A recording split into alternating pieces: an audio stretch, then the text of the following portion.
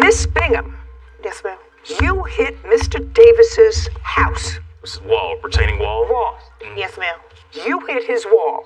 Yes, ma'am. With your car. Yes, ma'am. It damaged his wall. His wall didn't move. His wall didn't come up on you. And you were at home at the time. No, ma'am, I was actually away. Okay, so you didn't see what happened. Did not visually witness the incident. Okay. Just the damage after. Who did? There were several neighbors. One of my neighbors called me. You have no witnesses here today. I do not have any witnesses with me today. They could not. Do you have a police report? Yes, ma'am, I do. I'd like to take a look at it.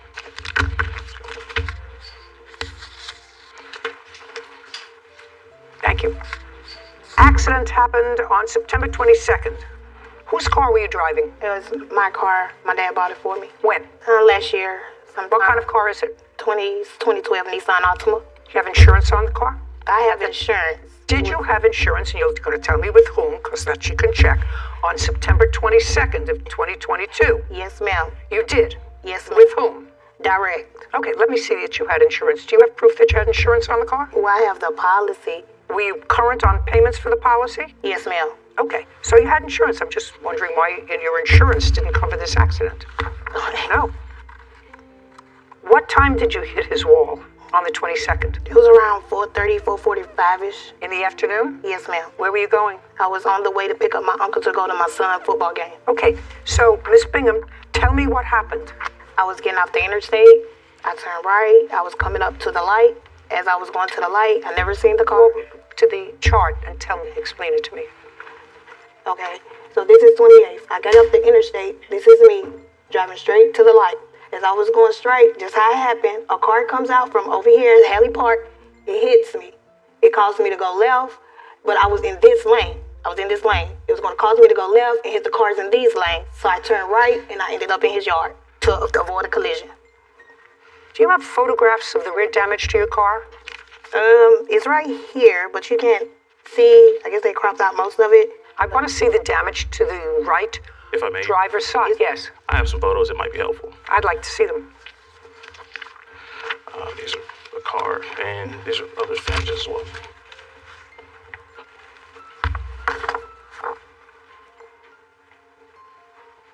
So it appears that someone hit her car on the driver's rear panel Yes, ma'am. and took off.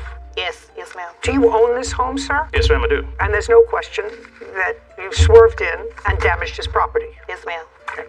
Did you try to contact her insurance company? I did. You went home, you were called, came from wherever you were from work, you came home, you took a look at it. Car was still there when you got home? No, ma'am. The car was removed.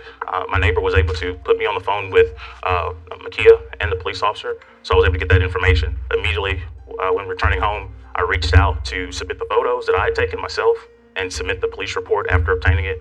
It took, quite a considerable amount of time to get back with me, but when I reached out again to understand the status, they, said that she's not liable and they were not going to stand behind it. Can I see what they sent to you? Did they send something to you? They did send a letter. I'd like to see it. I do not have that letter with me, but I actually called to speak with them. You said they sent you a letter. Yes, ma'am. And where is it? I don't have the letter. It was a denial letter. That said it was not her fault. They did not say it was her fault, but they said they could not submit the claim due to, I guess, whatever insurance she had, whatever coverage she had, the amount of coverage. Oh, no, that's a different story. You see, that's why I need the letter. Yeah.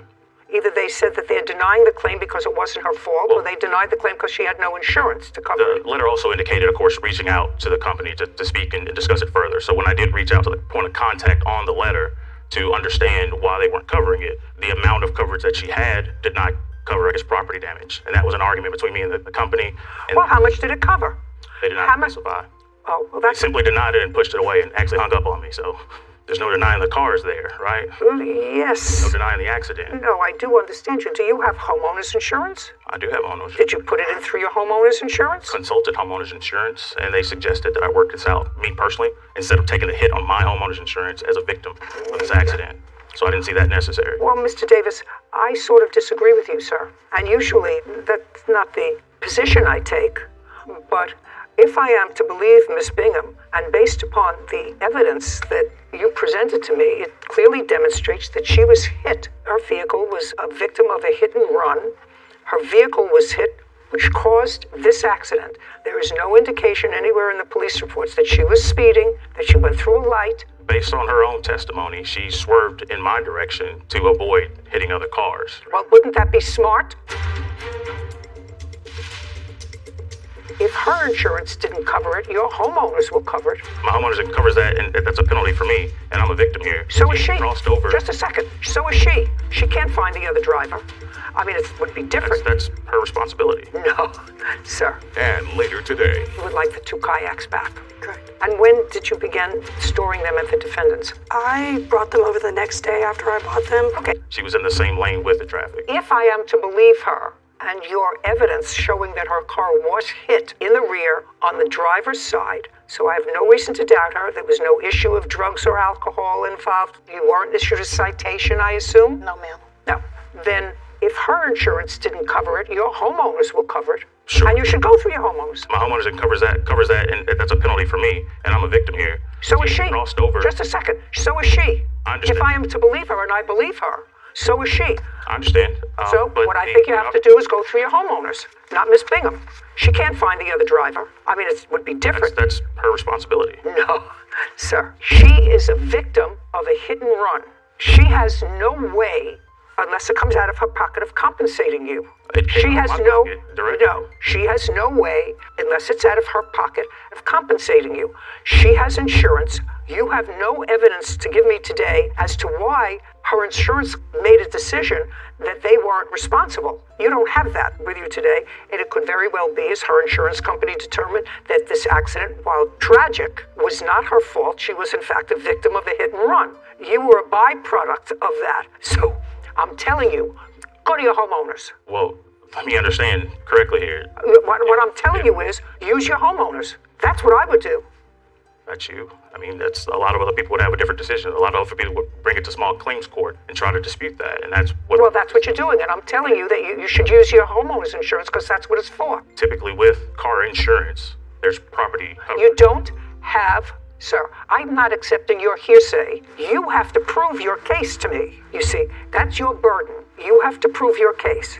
I have now made a decision that the accident was not caused by her. She was not caused by her deciding to swerve into my property. Are you trying to talk over me? Just adding a little extra context to it. It was not caused by substance abuse. It was not caused by speeding. There was no violation given to her. And according to you, she had insurance. So it's up to you to show me why her insurance, no, not her policy, why you were told her insurance didn't cover it. You don't have that here. In the event that you give me a letter and the letter said she has liability for a certain amount, but it's not the $5,000 that you're alleging that it will cost to redo this. She only had $2,500. Well, then I would say to you, her insurance should kick in the $2,500, and I'm going to give you the other $2,500. You shouldn't be out of pocket. I would do that. If she determines to underinsure her liability so that she pays less in insurance, then that's on her. Then the insurance company wouldn't disclose all of that to me. They sent you a letter, and you don't have it. A denial letter, and no, that's what you're telling me. That's hearsay, sir. Okay. That's hearsay. It's not hearsay if you bring it in to show it to me. Understood. So what I'm telling you is this is an incident where, in my judgment, you have two innocent people who were both victims of an irresponsible driver. And if her insurance company, for some reason, and I don't know what it is, that's for her to take up with her insurance company. I don't know whether she's underinsured or whether they determined, after looking at the same things that I determined, that the accident wasn't her fault. So you can't tell me what they wrote because you didn't bring that letter, and we're talking about something that you got a month ago. Understood. Okay, good. Then you go through your homeowners because your case is dismissed. We're done. This court is adjourned. The defendant says she chose to drive into my house instead of hitting another car. Both are equally as dangerous, and that cost me. I didn't want to hit 5 or 6 other cars, so I just did what I thought was best. You know, I found out because it's a very public street. Many people know that community, so people reached out. It was just everything happened so fast. I can't explain the image. It was just like, I'm stuck. You know, my car just got stuck, and I was just like, hey, I'm just glad I didn't hurt anybody else. Because they saw that it was a very horrible accident. That's all. I was happy I was still here. Not the car, not the house, me. I'm glad I'm still here to go home my son. No, the plaintiff really hurt himself with those photos of the defendant's car, and he didn't even notice. I don't think he even notices still. But she had no proof in front of her, no papers, no photos of what her car looked like, so she would have no way of showing that the accident was not her fault.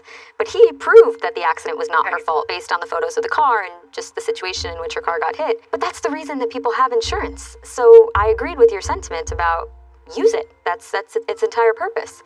And I think that if he would have come in here and said, okay, I will put it through insurance, but I have a $5,000 deductible, I felt like you might have been more inclined to give him a portion of that, since neither of them were really at fault. They were both victims of a hit and run, but I would have respected that more if he had chosen to use his own homeowner's insurance as opposed to going after another victim. She wasn't at fault, and he knew that. She really wasn't at fault. Yeah. She really wasn't at fault.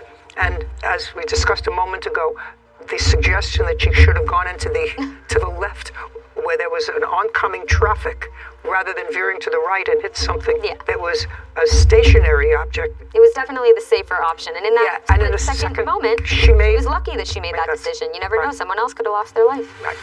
Case 2153, Follis versus Mixbout. All parties, please step forward. Elizabeth Follis is suing her former friend, Christy Mazenbach, for 2 kayaks and an assault. Miss Fallis, it is your claim you and the defendant were friends, been friends for a while. Yes. Your allegations are twofold. First, you say that the defendant assaulted you after a party. Yes. You weren't injured as a result of that assault. You didn't seek medical attention, but you said you had some scratches and that she hit you. Yes. Okay. So she was on top of me. I was scratching, hitting, pulling, trying to just get away. Gave the defendant 2 kayaks that you had purchased. Because the defendant has a piece of property and you didn't have a place to store them, and you asked if you could store them at the defendant's home. Correct. She said yes. You're no longer friends after this kerfuffle that took place after a party, and you would like the 2 kayaks back. Correct. When did you purchase them? I bought them on April 29, 2020. From whom? This lady and her mother were selling them on Facebook Marketplace. They were moving out of state, and her mom couldn't take them with her. So I have the messages of those 2, but I bought them on Facebook. And how much did you pay? 320 or 350. Sorry. For both of them or each? For both of them. And when did you begin storing them at the defendant's? I brought them over the next day after I bought them because I live in an upstairs apartment. I had nowhere to keep them. So she has a house that she lives in, so it was a better situation for them. Where are you living now? I still live in an upstairs apartment. Where are you going to put the kayaks? I was planning on storage or maybe find a family member who has a home to take them to. But to basically probably buy a storage. That's pretty expensive to keep them in storage. If you paid $350 for the 2 of them 2 years ago. Have you used them in 2 years? I bought them this year, this April 2022. Oh, 2022. Sorry, yeah, 22. Okay. Have you used them? Yeah, I use them often with my daughter. She's 5 and autistic. Have you used them with the defendant? No. Have you used the kayaks? Personally, I have not yet. I haven't had the chance to. Just to say, you have not? I have not yet, no. Okay, you acknowledge the fact that the plaintiff, who was then your friend, brought them over for you to store. You're not friends anymore. She wants them back. Why not? So I would like to kind of go back to the beginning where like the assault happens, just so that you can kind of understand. I'll get to this. Okay. The assault is not the important part of this case. Okay. So the kayaks, originally, it was a deal that if I was to keep them at my house, that we could both use them.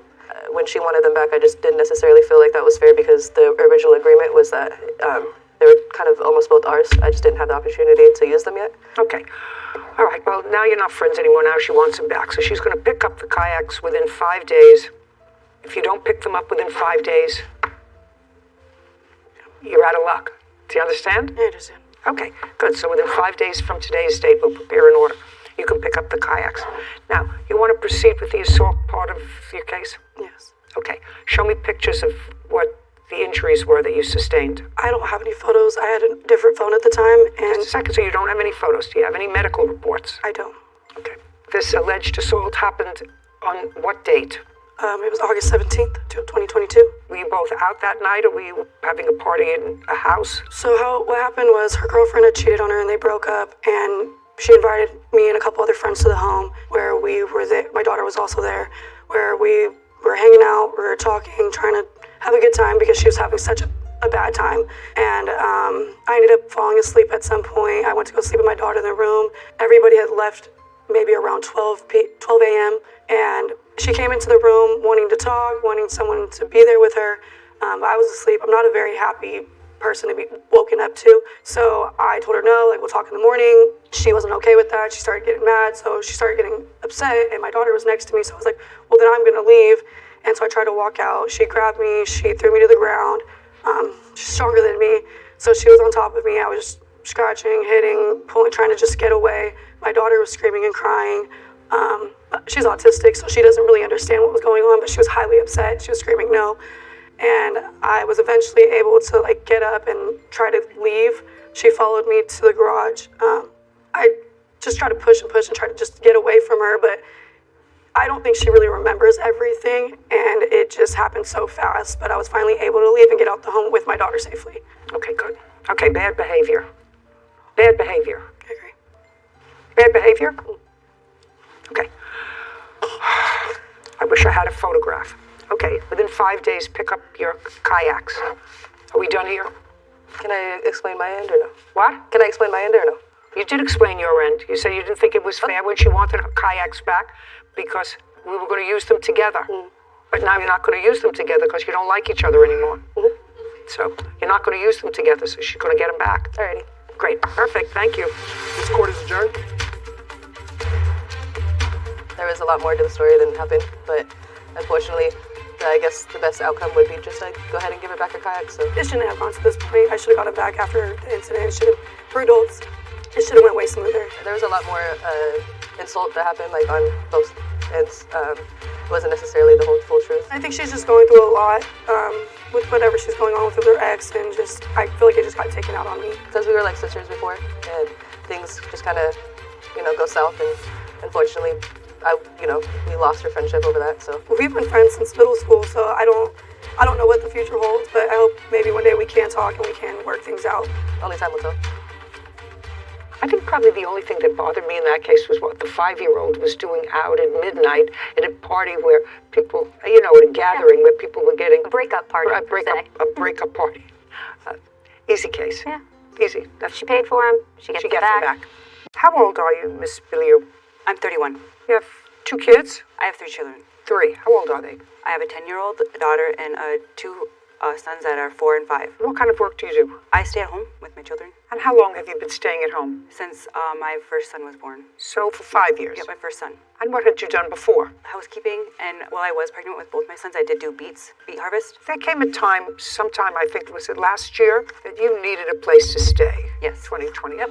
Why? September 29th of 2020, me and my boyfriend had broken up, so I had stayed in a shelter. Is your boyfriend the father of either Yes. one of these Yep. children? All my children have the same father. Me and him had broken up at the time, and I left from where we were staying at the time. Our living was West Fargo to the YWCA right away, the homeless shelter. And I was there for like 6 months. And during that time, I had met Carmela, and me and her became friends. And I had introduced her to my brother. And then I moved away for a little while in April, and I came back like the end of May. Where did you move to? I went to Texas. What's in Texas? A friend. Where did you meet him? Here in Fargo when I was 14 years old. So what brought you to Texas? That's where he was living, and he told me if I wanted to come live with him there, I could. You didn't have a job in Texas. He did. You? No, I did not. And from when to when were you living in Texas? I left April 15th, and I was there until like... Of 2021? Yeah. And then I moved back beginning of June, kind of. And then... Beginning of June of the same year? Yes. So you stayed there for 3 months? Yeah. And you moved with your children? Yep. All 3 of them. Yep is not an answer. Yes. All 3 of my children I moved Okay, so you to took Texas. them out of school in April. My daughter. Took her out of school in April. Yep. I did it. Yep is not an answer. And we moved. You took her out of school in April to go to Texas to live with a friend that lasted 2 months. The fact is you took your daughter Yes. out of school. I'm just trying to figure out who I'm dealing with. Yes, because I had nowhere to live. Well, there's a big place, but where do you live, in what state? Minnesota. In Minnesota? Yeah. Well, there's a big difference between Texas and Minnesota. And also, there's only 2 months between April, when school is still in session, and June, when it's over. Yes, I know this. Yeah, you know this. You're aware of this. Yes. Okay. I set this up because I really want to find out what I'm dealing with here. Now, I sort of know. In any event, you had no place to go. Your brother contacted you. You contacted him. And he invited you to come and live with him. Yes, he did. And All right. That's what he did. You and your 3 children. nope, just me and my 2 boys. So you were going to live with your brother and his girlfriend with your 2 children. Yes. You got there when? October. Of 2021. Yes. Case is relatively simple. Case involves your claim that they have property that belongs to you. And they have a cross complaint that they probably would not have brought but for the fact that you're suing them. Because I think that they're just happy that you're gone. You moved in with them in October of 2021 and paid no regular rent. The agreement between me and my brother was to buy food for the house and to give him money when I can. Okay, now you weren't working. Now you weren't working, so how are you going to buy food for the house? I was on assistance through Minnesota, so I got SNAP. So you got food stamps? Yes, and then I had child support. Well, I was on child support, but I wasn't getting the money. I didn't start getting money until February of 2022. And that's when I start giving him Just money a second. every so often. In October of 2021, you were not getting child support. No. You were getting food stamps, Yes. which you said you would share with your brother. Yep, I who bought- lives, not yup is not an answer, who lives with his girlfriend, and how many children? We have no children. No children at all. We have dogs. That's fine. So you were sharing some of your food stamps with your brother and his All of girlfriend. my food stamps went to the house. Well, that's where you were living. Yep. Yes, it was. Yes, that's where you were living, with your Yes. 2 children. Yes. Okay. What kind of work do you do, sir? I'm currently unemployed. And what does your girlfriend do? She works for a cleaning service. Okay. Now, there came a time that you got a substantial amount of money from the government. What month and year was that? Just this past April. How much did you get from the government? It was taxes. What kind of taxes? You haven't worked in 5 years. It was the child tax credit, and I did work when I moved back from You Texas. told me you hadn't worked in 5 years. I want to know what you got money from the federal government for. That's what your brother says, and I was curious. That's why I asked you the questions about working. It is- So don't make it up. It slipped my mind. What? Sorry. So that I doesn't did do slip your housekeeping. mind. I did housekeeping, laundry, in a hotel when I moved back from Texas with my mother. Month. You worked from June 2021 until we'll find out. Until like mid June because I did not have a babysitter for my children. So you worked for a couple of weeks. Yes. How much money did you get from the federal government in April of 2022? $11,000 from the government for child tax credit. So you got $11,000, not from working, not that it slipped your mind, because 2 weeks may slip your mind, because that's what you worked, if you worked at all. $11,000, you got child care credits. How much did you get for each of your 3 children? I only filed for 2 of my children. How much did you get for the 2 boys? I believe $3,000 for each of them. That's $6,000. Where's the other 5? That came to me for the stimulus checks because I did not receive the last stimulus check. They said that my boys did not receive the refund that was coming to them for the stimulus too. So that was all. So your boys got. Let me understand. Let me understand why this country is in such a fiscal morass today. So you got $3,000 for child care credit for each of your children, and the other $5,000 came because you went to an accounting firm, and they said, well, you should have gotten stimulus money for your boys. Yes. And you missed that, so we're going to put in for it. So they sent you another 5, or they sent you... They sent it all together on one. Okay, all together on one. So that you had plenty of time to go and take care of. Yes. Right. Your judge actually have proof of how much she did get.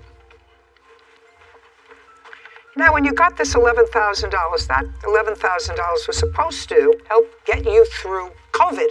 Yes. Paying your bills, paying for rent, buying did. clothes for your children. So you got this money in April of 2022, $11,400. Okay.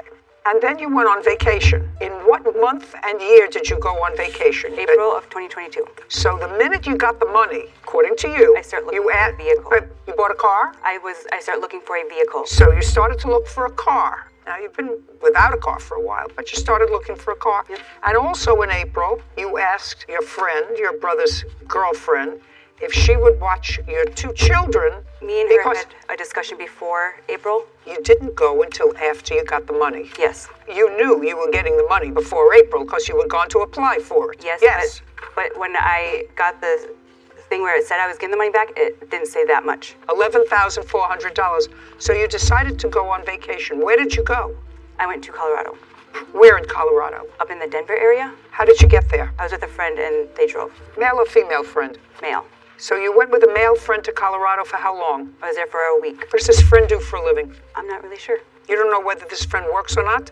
I met him last year, and I kept in contact with him throughout the whole year, and then we just got back in contact February of beginning of 2022. And you don't know what he does for a living? I'm not really sure what he was doing for work.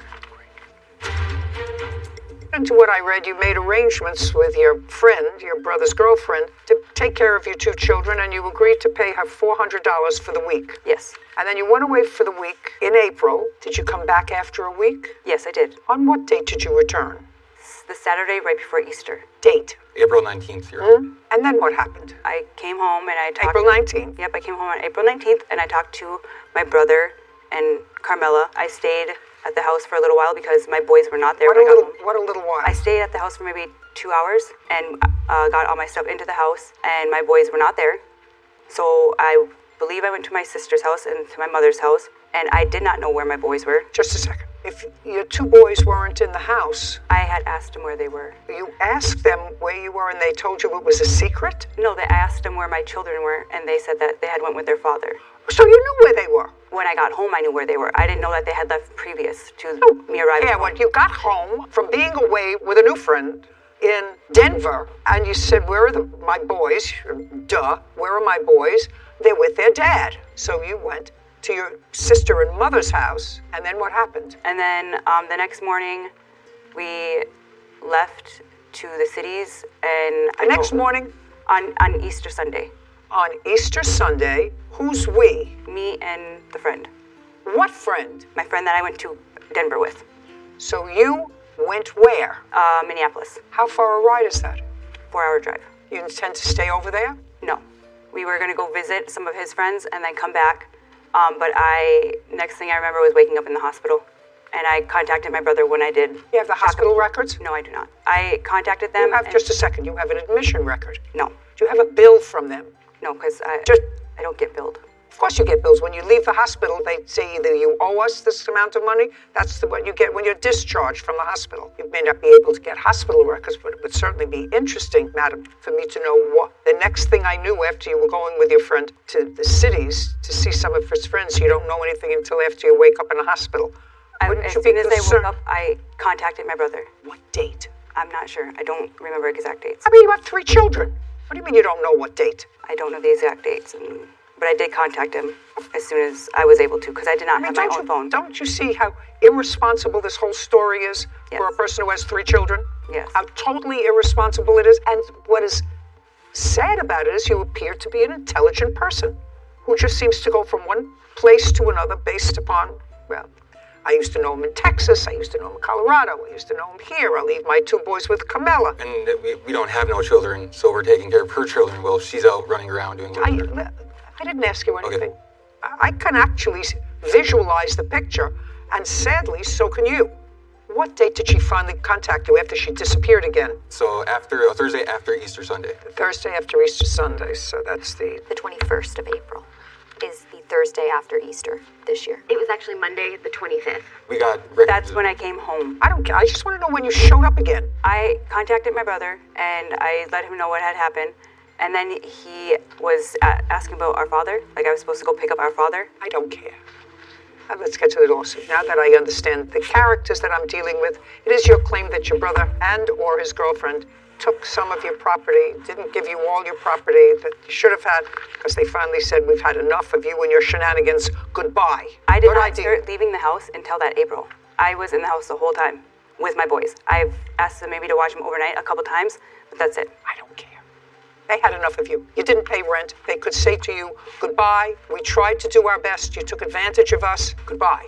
Now, that being said, you stayed with them for how many months and didn't pay them any rent, any utilities? How many months? You and your boys? 4.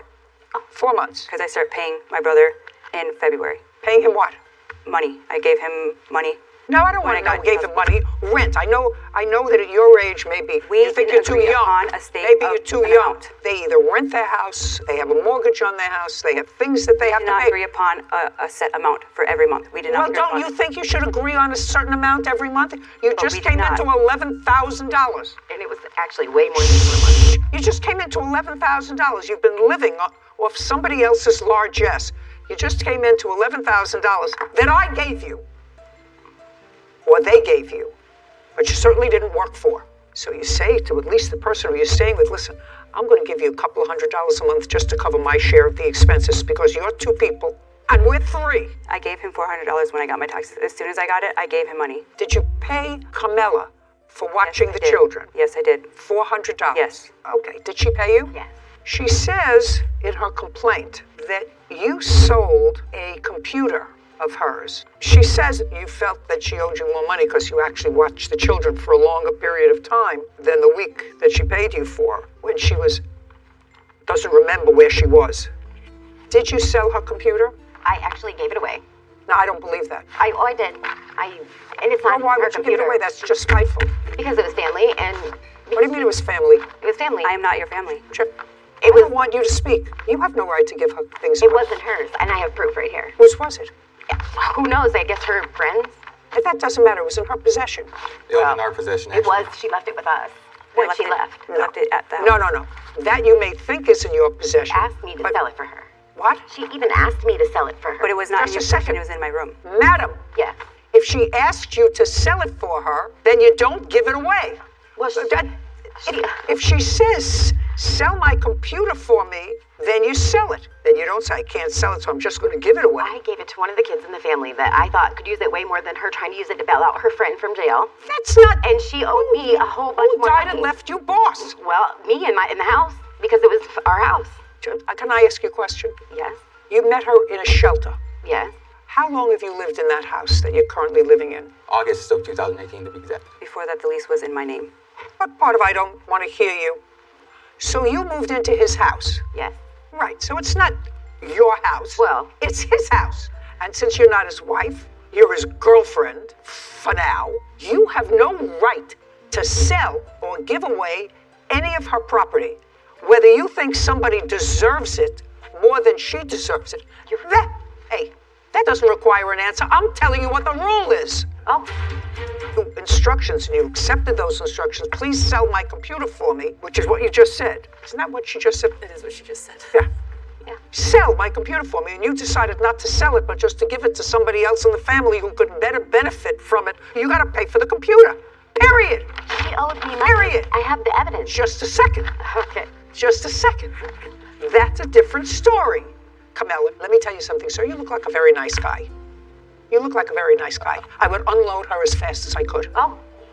I'm just telling you. Wow. I'm just telling you. Because first she says, I gave it away. Let's understand what she says. First she said, I gave it away.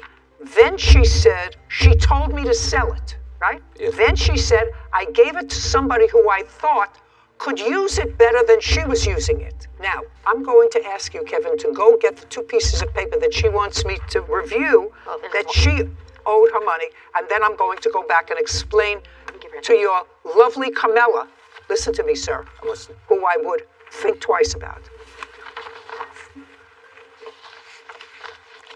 Well, I don't see anything about a computer here. I see that you wanted them to sell your TV, Yes. jacket, and all of this is so that you can get him out of jail. Yes.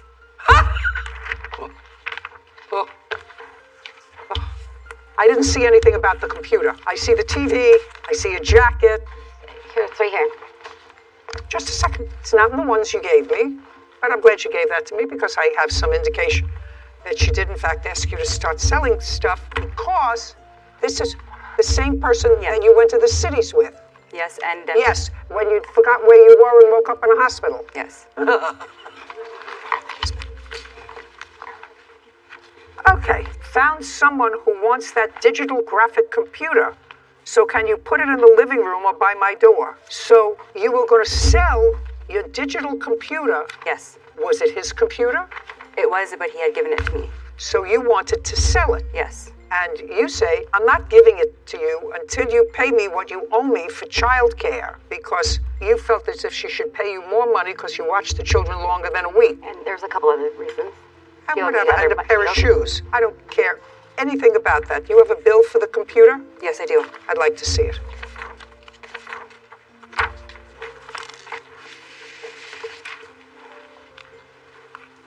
No, I don't like this because the date was changed. The date the order was placed was April 18th, 2022. So this is not a legitimate. It may be a legitimate price, but it says order placed on April 18th, 2022. You want to take a look at that? Because that's phony. Somebody changed that. No, somebody changed it. Okay. Do you understand? Yes. When did you get it? I got it in April. I don't believe this. Take a look. When did he go to jail? The 25th Of April. what? Of April. And you left on vacation with him when? A week before Easter, so I'm not really sure. A week before Easter, Sarah. What's the date? The week before Easter, the previous Sunday would be the 10th, April 10th. April 10th. And you were away for a week? Yes. And then you don't remember where you were? No, that was the second week. That was the second week? Yes. I was in Colorado for the full week, and I came back the day before Easter, and then I left on Easter Day, and then And when did you get this computer? You see, that's what I'm asking you. When could you possibly have gotten this computer if the bill... This is dated the 18th of April. Which I believe they said was the day she came back. When could you have possibly gotten it from him? I ordered it for him. I paid for it, and then he gave it to me. Listen, I suggest you both get your acts together. You get nothing from your brother. Just consider yourself very, very lucky that he took care of you and that he let you come into his house. I would suggest you not do it again, and maybe she'll get smart. She has 3 children. She'd like to raise them together. She should get a job. Find a way of making a living. Figure it out. Because you made 3 children, they have a right to a certain amount of stability. And they all are stable. That's not stability. That is Get it together. Oh, well, sometimes you can't get through to people. They're that kind of thick. And that's why we are where we are in this country. Do you understand? Yes. Think twice. I know you tried to be a good brother. Yep. Think twice about doing it again. By the way, does your mother work? Yes. And it mentioned something about a father. What kind of work did your father do? I don't really remember. He was a logger. Both your parents work. Yep. Good. Evidently it didn't rub off. Thank you very much. Your case is dismissed, as is your counterclaim. This court is adjourned. I'm okay with it. She was a friend, and I love her children. And really, it wasn't about her. It was about those kids. He won't talk to me because of her. You need your job. You need to Change. Something needs to change with her. I don't really care. Hopefully she does figure it out. The kids deserve it. He deserves it. He's a good brother. You know, that case takes me back to my family court days. Mm-hmm. And I only have one observation other than the fact that I'm what should be society's frustration with this, which is once you have children, you have the responsibility, your sole responsibility is to make sure that your children are taken care of. You have to say, listen, my social life takes a backseat. Everything else takes a backseat. But I have 3 little kids, and they are my priority. So I have to do whatever I can to put my life in order. And she clearly has priorities all messed up. I agree. I think I can understand and empathize with those women who are parents who can't provide a stable environment for their children and temporarily leave them with a mother, a father, a family member, while they can provide for a credit card. You ship the wigs. The defendant, according to you, received the wigs, then challenged the credit card charge, and the charge was reversed so that you did not get your money. And Miss Taylor kept the wigs. It is Miss Taylor's claim that you never sold her the wigs, that you sold the wigs to clients of hers, and if they didn't pay you, that's not her problem. Is that your defense? Yes, ma'am. Okay, yes, ma'am. Stop jumping up and down because it makes me seasick. Okay. Stand still. I can't. You can't. Do you want a stool to sit on? No. You sure? I just have anxiety. Okay. Miss Diallo, how long had you been in the online wig business? 3 years now. And on what date did Miss Taylor contact you? October 1st of 2021. Had you ever dealt with her before? I haven't. A customer of mine actually referred her to me. You had not dealt with her before? Correct. And her first order was for what? A 34-inch deep wave wig unit. I don't know what that is. Tell me how much it cost you. $391. And how much did you charge Miss Taylor? $491.96. And you shipped it to her? No, I didn't. Where did you ship it? Right now, I didn't ship anything at the moment. Okay, so she ordered the first one for $491. Yes, and then after that, I shipped after. How many did she order all in total? In total, 5. Within what period of time? In a span of 4 days. Okay, and Miss Taylor, you do not deny the fact that 5 wigs were ordered in a conversation over the internet with the plaintiff. Mm-hmm. Is not an answer. Yes, ma'am. Do you have a copy of those orders? Yes, ma'am. I'd like to see them, please.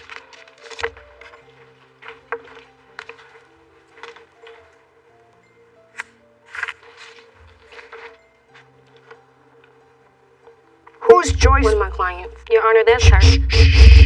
Do you have a MasterCard? No, ma'am. Did you ever? No, ma'am. Do you have any credit card? Yes, ma'am. How long has Joyce been a client of yours? Probably about a year. When you say she's a client of yours, she comes to your salon? Yes. You have a my salon? apartment. No, I have to do my hair out of my apartment. So she comes to your apartment? Yes, ma'am. And how do you know when she wants to come for an appointment? She'll text me. She'll DM me. Okay, so she texts you, which means she texts you from a phone. Right. Which means that you have your phone, which shows her text messages. Not.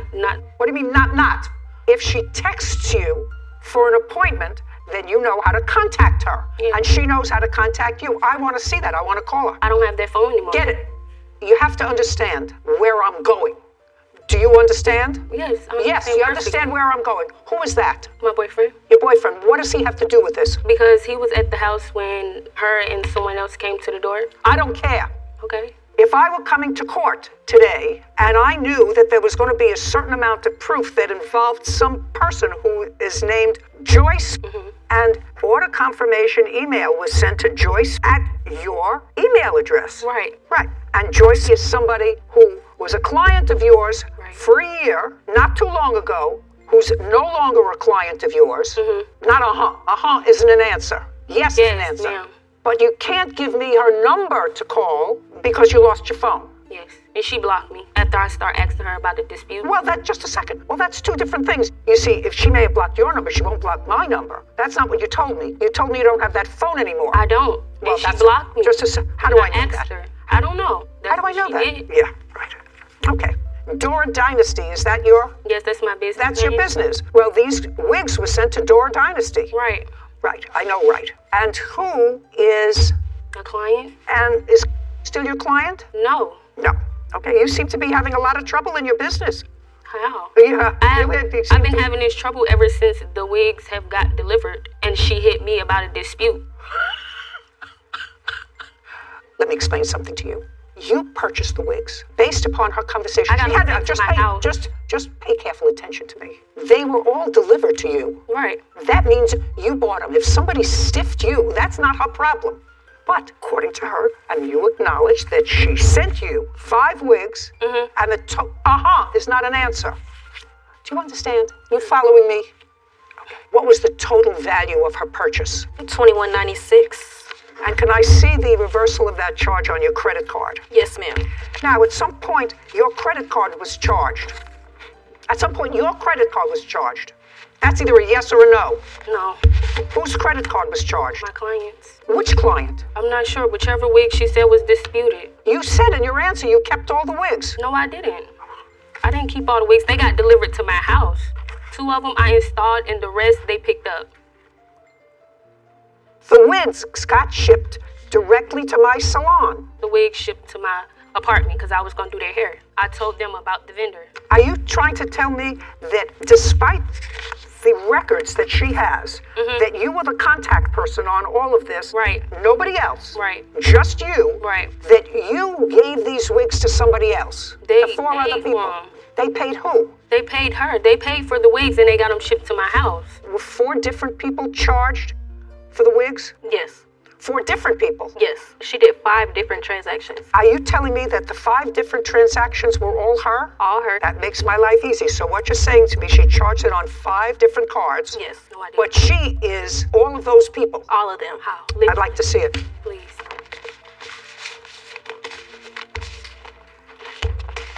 And Your Honor, she also admits it on Twitter. She doesn't actually know I have her Twitter account. And this is how she gets them. She orders, May I see it, please? See how you're smiling? Bad. She should have left you home. Man, please. Do you understand? She should have left you home. Nah, they just ain't You communicating should have left right. you home. They ain't communicating right. Still not a good look from you. That's what I have. I don't have a Twitter. Do you have my Instagram? I do. Don't talk to each other. Don't ask her any questions. That's so interesting. What? From Dora Salon, is that it? Or Dora Salon? Yes, ma'am. No.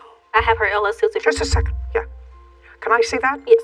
Yeah. It's Dora Dynasty. And here's her LLC, so it matches. I'd like to see it. And here you go as well. Wow, this is from Beauty at... No. What do you mean, no? No, my business name is Dora Dynasty. Yeah. Dora Salon One Beauty, Dora Dynasty LLC, Dora's Dynasty. Right. And about the same time, the tweet is over 2,000 in wigs. I'll smack those. And then on the 13th, you write, my wigs come tomorrow.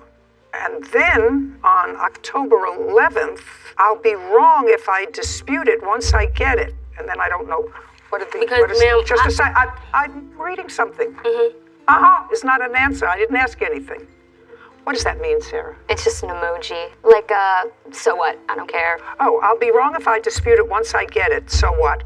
But it was so rude I can't even ask them questions, telling me I didn't read it. And then she writes, see how you're smiling? Bad, she should have left you home.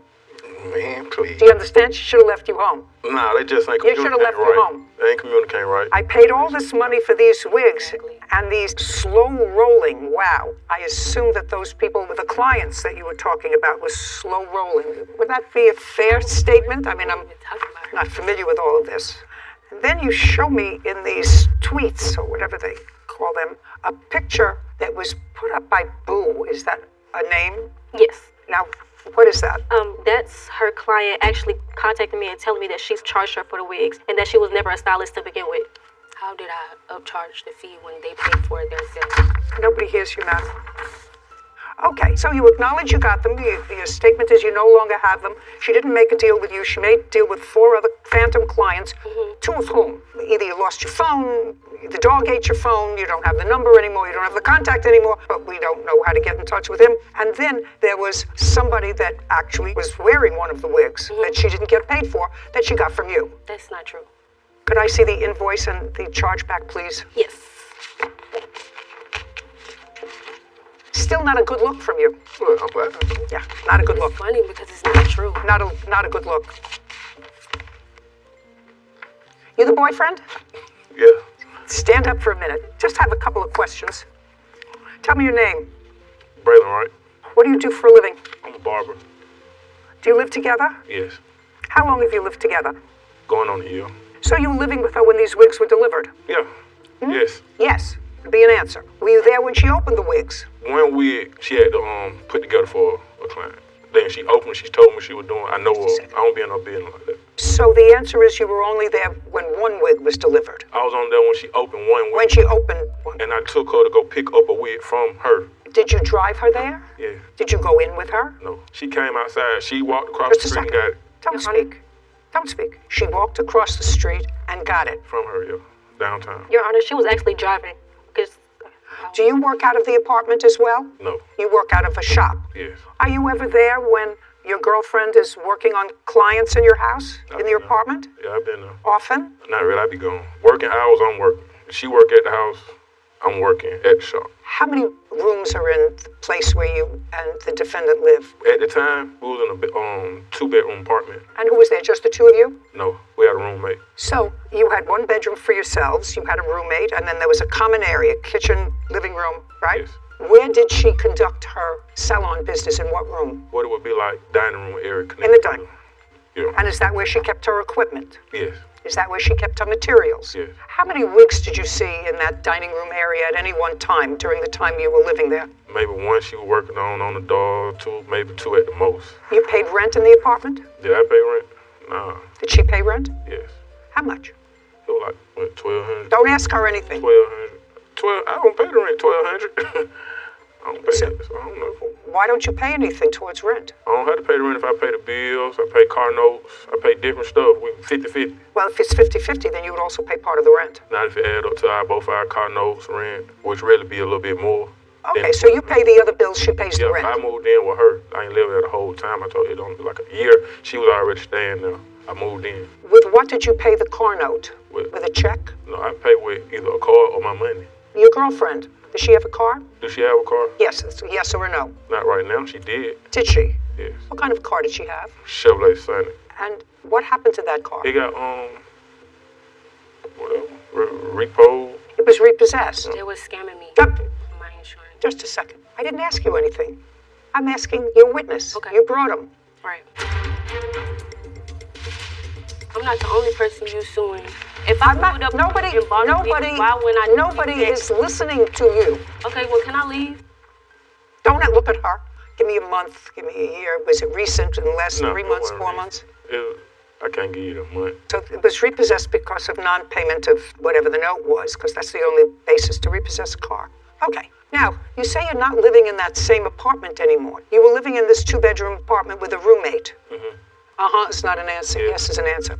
And you're no longer living in that apartment. No. And what happened to that apartment? I moved. She moved with me. Okay. You moved when? November. November of 2021. Yeah. Just about the time of all these disputes over wigs. Did your roommate remain in the apartment? Yeah. Did you have a lease in that apartment?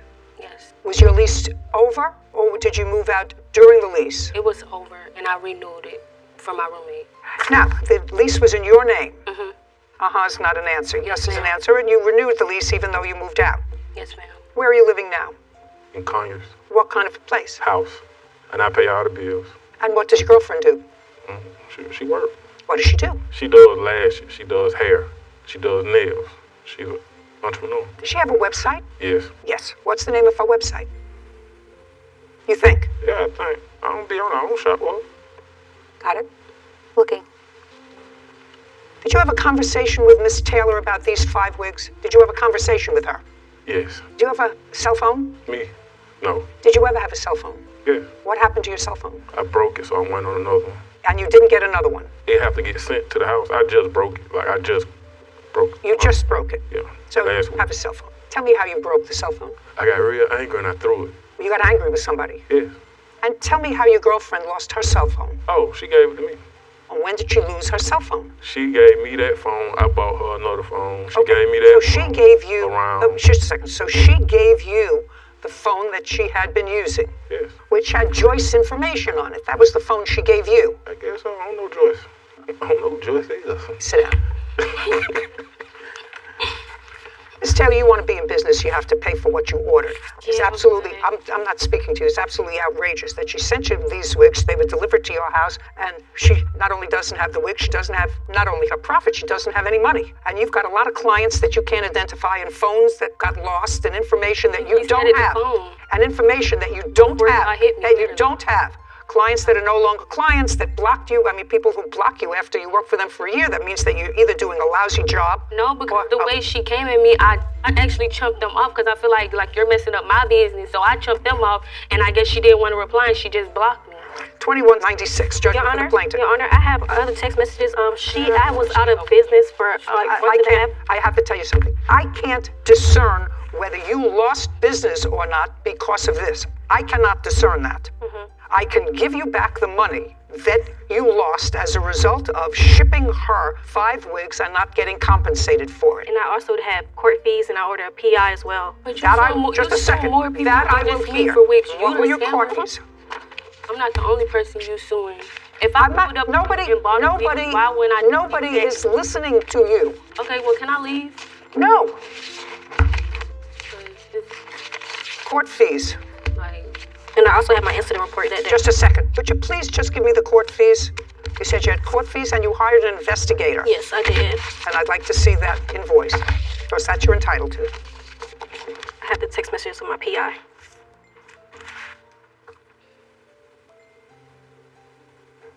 I don't know what this is. I don't know what this is that you're handing me. I asked you what the court fees were. I have my PI phone number. I didn't print out my court fees, but I do have my... Do you have an invoice from the investigator that you say that you hired? Yes. And the work that they did? Yes, I have all the messages. I don't want messages. I need an invoice, a payment. I did a payment, $400, and we had the text message trying to find her everything. Can I see it, please?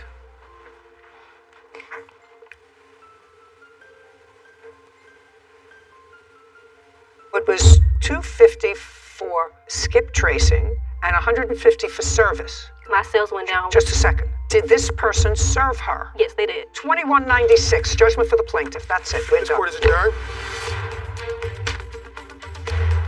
I never did it. You know, I just got it sent to my house. We went through everything. We had to go through birthdays. It's like saying, I know a friend that they know how to cut hair, text messages, everything. and then you don't like your haircut. What, you want me to pay for your haircut? Like, girl, we literally hawked her down for the information. She honestly messed up my clientele.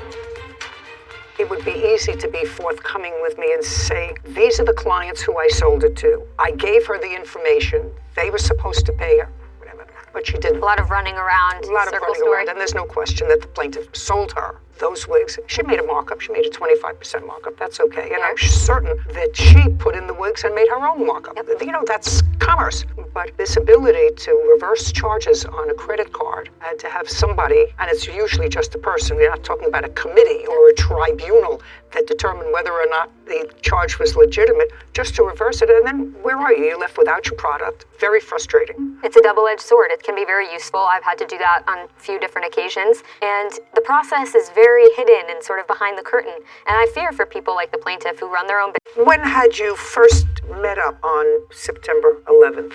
I can't remember the exact time. I would say around maybe 7 p.m. Where? At a bar over in Old Town Pasadena. We weren't meeting up. Just a second. Yeah. So you were in a bar in Pasadena, 7 p.m. Just the two of you, or were there more people? No. How many were there in the whole group? I had around 5 or 6 people in my group, and we went. All friends? Yeah. And you? He wasn't a part of that group. But you were at the bar? No, ma'am. I was at work when he contacted me. Okay, so so you were at the bar starting at 7 with your friends. He wasn't there? Yeah. Okay, what time did he join you? It wasn't, I couldn't tell you the exact time. Approximately? About an hour later. At the bar? Yeah, but it wasn't a text or anything like that. He just happened to go to the same bar. No, ma'am. What ended up happening from the start, I was at work. He contacted me via text. I don't Do you have that text? No, ma'am. I tried to erase the whole memory from my mind, so I deleted all the pictures and all the text messages. Oh, well, that's unfortunate. Yes. That's unfortunate. I've never done that, by the way. You know, wanted to erase something from my mind, so I didn't just say I'm not going to think about it anymore. I've never done that. Did you ever do that, Sarah? I have not. You have not? And she's pretty efficient with text messages. Did you ever do that? Never have I done that. No. Well, you must be unusual, sir. Okay, so you met at the bar. What time did you get there? Well, my shift ended at around 9 o'clock. What time did you get to the bar? 10 o'clock. And when you got to the bar, you met Mr. Costello. Yes, ma'am. He had a few friends with him. How long did you stay at the bar? We were there until 12. Okay, so Mr. Costello, you had been drinking from 7 until about 12. Correct. The answer is yes. Yes, of course. And what's your drink of choice, sir? Beer. What else? The first bar that we were at doesn't serve hard alcohol, so it was just beer there. Okay, so from 7 to when were you at the first bar? Yeah. From 7 to when? 7 to when? Till 12. 12. Yeah. So it's 7 to 12? Same time as well. Okay, so from 7 to 12 you were drinking beer. Yeah. And then where did you go at 12 o'clock? After 12 o'clock, we ended up going to another bar in Arcadia. Okay, and you stayed there from when to when? From 12 to closing, which is 2 a.m. And you were part of that group? Yes, that's when I initially met the group. At the second bar or the first? At the second bar, yes. Not at the first bar? No, ma'am. Okay, so you got to the second bar, you were there you said you were there at 10 o'clock. Yes. So they weren't there when you arrived? They were there when I arrived, yes. Well, he said that, I thought he said he got to the second bar at 12 o'clock. I arrived at the bar at around 10 o'clock, ma'am. And you got there at 12 o'clock? Yeah. Yeah. So by the time you all got together and left the bar, you had all been drinking, you for a very long time and you for a shorter time. Yes, ma'am. So from 10 to 2, so 4 hours. And what's your drink of choice? 10 to 12, Your Honor. I apologize. 10 to 12. Where did you go at 12 o'clock? 12 o'clock is when we had all decided to go to a park, kind of a low-key area. No, he said that he went to a bar between 7 and 12. Am I correct, Whitney? Did he say 12? He said you were at the bar, first bar, between 7 and 12 drinking beer. That's what you said. Correct. You said the first bar only served beer. Is not an answer. Yes, is an answer. You say at 12 o'clock you went to a second bar where you had alcohol between 12 and 2. Yes. Correct. Yes? Correct. You got to a bar at 10 o'clock. Yes. Which one? The beer bar or the alcohol bar? I finished my shift, like I said, at 9, and I showed up at the bar at 10 to meet up with them, to try to rekindle an old friendship. Okay. Yeah. I actually don't care about that. All right, so partially you got your story straight, partially not. Anyway, you were two drunks. Now it's after 2 o'clock, and you decide to go to a park. How many people went to a park, and what park? It was the same amount of people that I was with from the start. And you were along at the park? Yes, ma'am. Yes, it was. Okay, did you take any beers to the park, or you went without them? You took beers to the park. The answer is yes. Yeah, the main reason of going to the park was after the bar had closed. Jacob mentioned to the group that he had beers with him. So that incited us to go to the park and have some To continue drinking. Exactly. Yes, prior to me showing up, I did stop by 7-Eleven. Okay, so you had beers with you and you were at the bar. Yes. Nice, very good. Now you get to the park, you're drinking beers. Now you're going to describe what you say is the assault that you suffered at the hands of Mr. Knapp. Now, I want you to know my feeling before you tell me the story. Okay. I usually don't get myself overly exercised about what drunks do in a park. Do you understand? Mm-hmm. I know that you may be all exercised about it, although I'm not exactly sure you're all exercised about it. So if you really are, I'm going to listen to you. If you're not, we just eliminate this case. Do you understand? Yes, ma'am. If he's starting He's in the park, drunk. Yes. And to state I was not drunk because I was driving my witness here. I want to tell you something. If you were drinking from 7 to 2, you were drunk. I hadn't been drinking the whole time that I was there. Let's go. So going into it, I was sitting at a park bench with Maureen here, and then I had another 2 friends that were on the other side, and we're hanging out. They had the 2 across from me got up. They went further into the park, and I was sitting with just her alone, and I was just about to show her a video off my phone. Next thing I know, I get hit in the face by a beer. After that occurs, I reach to my mouth to see something's wrong there, and I feel that like a part of my tooth is missing. Okay, that's what we're talking about. That's the assault that you're talking about. Yeah. And you allege that Mr. Knapp was the one who threw the beer bottle. Yes. Okay. It was a full beer can. A can? Yeah, not bottle. Did you report this incident to the police? I did not take it to the police Wait because... just a second, I'm just asking you. Oh, sorry. The answer is no. No. I disagree.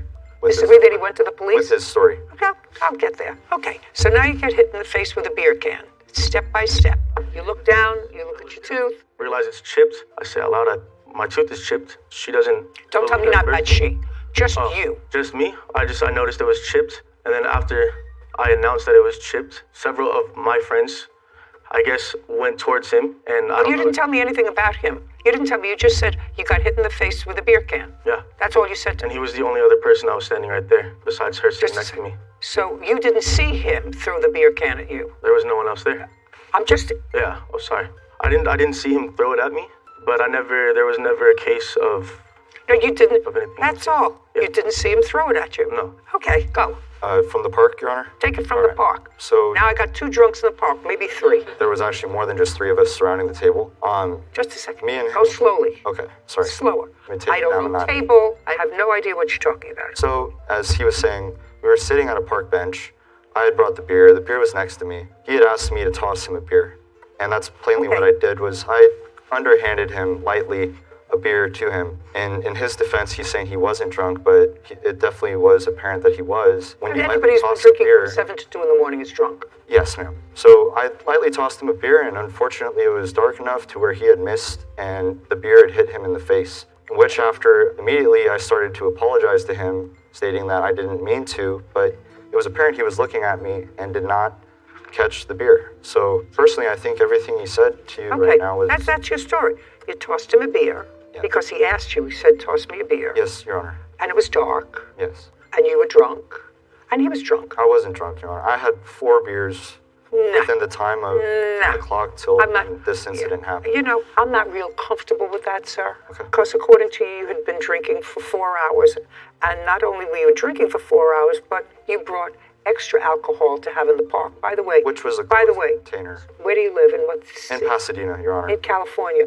Are you allowed to drink alcohol in parks in California? I'm not certain. Well, let's find out. Open beer cans in city parks in California. That's a no. So after... We're not talking yet. I'm sorry. Drinking alcoholic beverages is a prohibited activity in parks and park areas, according to the Pasadena City Park rules. Thank you. This park that you went to, what's the name of it? I'm not sure. It was up the street from the last bar we were at. Okay. Now, did you, Mr. Costello, and the defendant, immediately after this event, did you communicate with him via text or email? I texted him, I think it was roughly a couple of days later. Okay. I'd like to see things. I have that. That's all I want to see. Don't say anything else. Okay. Just show me the text that you sent him a couple of days later. There it is. Okay, thanks, Kevin. I'd like to see these texts from your phone, and I'd like to see all your text messages starting September 14th. It's right here. Of 2021.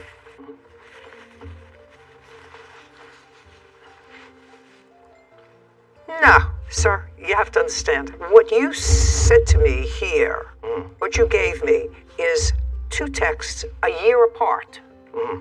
I want to see the texts to him. There was nothing. After September 14th, you mean he didn't respond at all to this? I don't believe that. What I did was I sent a letter through the mail, and I have that here, and I have proof of it where I had it so where he had to sign for it, and I have the receipt for it as well. What date? That one, I can pull it up right here. I'm sorry, what letter? I never received a letter. Just a second. So what you're telling me is that I'm supposed to believe that after you sent this email on September 14th, which is 3 days after the event, he never responded to you, and you never sent a follow-up email or text. That was the letter. And in the letter I gave him... Just a second. Okay. Oh, here. Take this back. It's nonsense. I don't want to see something prepared for litigation, sir. You said you had a document that you sent to him that he had to sign for. If you sent him a letter, return receipt requested, then you have a return receipt requested with a signature on it. That's a document that you prepared 2 days ago. I have the receipt in here. Let's get it. Okay. I never signed such document. Just don't shout out again. Yes, ma'am. It's annoying, and I'm annoyed enough with this case. I'm sorry for being so unorganized. Me too. Yeah. I'm sorry you're so unorganized, too. Or disorganized. Oh, here it is. Great. Certified mail. Just stuck to the back one. This was sent April of 2022. I want to see what the response was. There had to be a response. I never got a since response September 14th, 2021. There had to be a response. I never got a response from him. Kevin, show this to Mr. Knapp and tell me if he recalls this text message.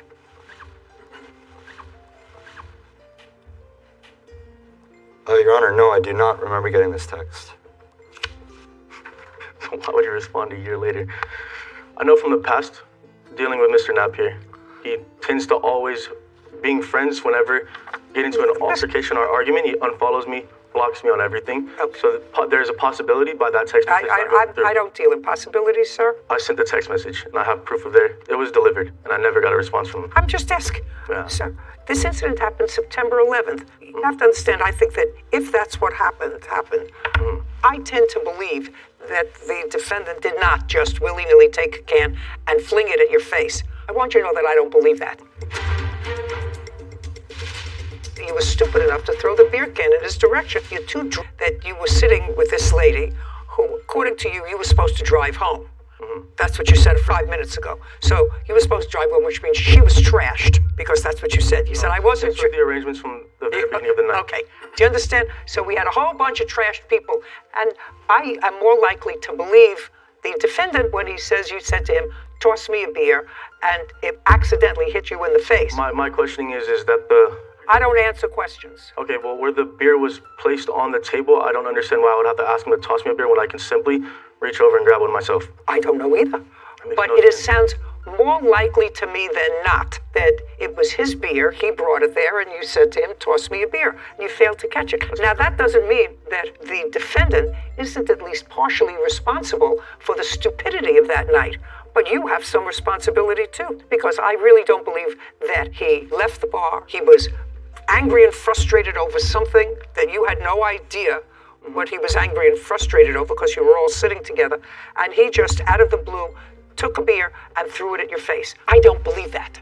Do you understand? If I could show you a picture here, you could see that if he just simply tossed me a beer, I don't understand how a beer can could chip my tooth the way that it did. Just a second.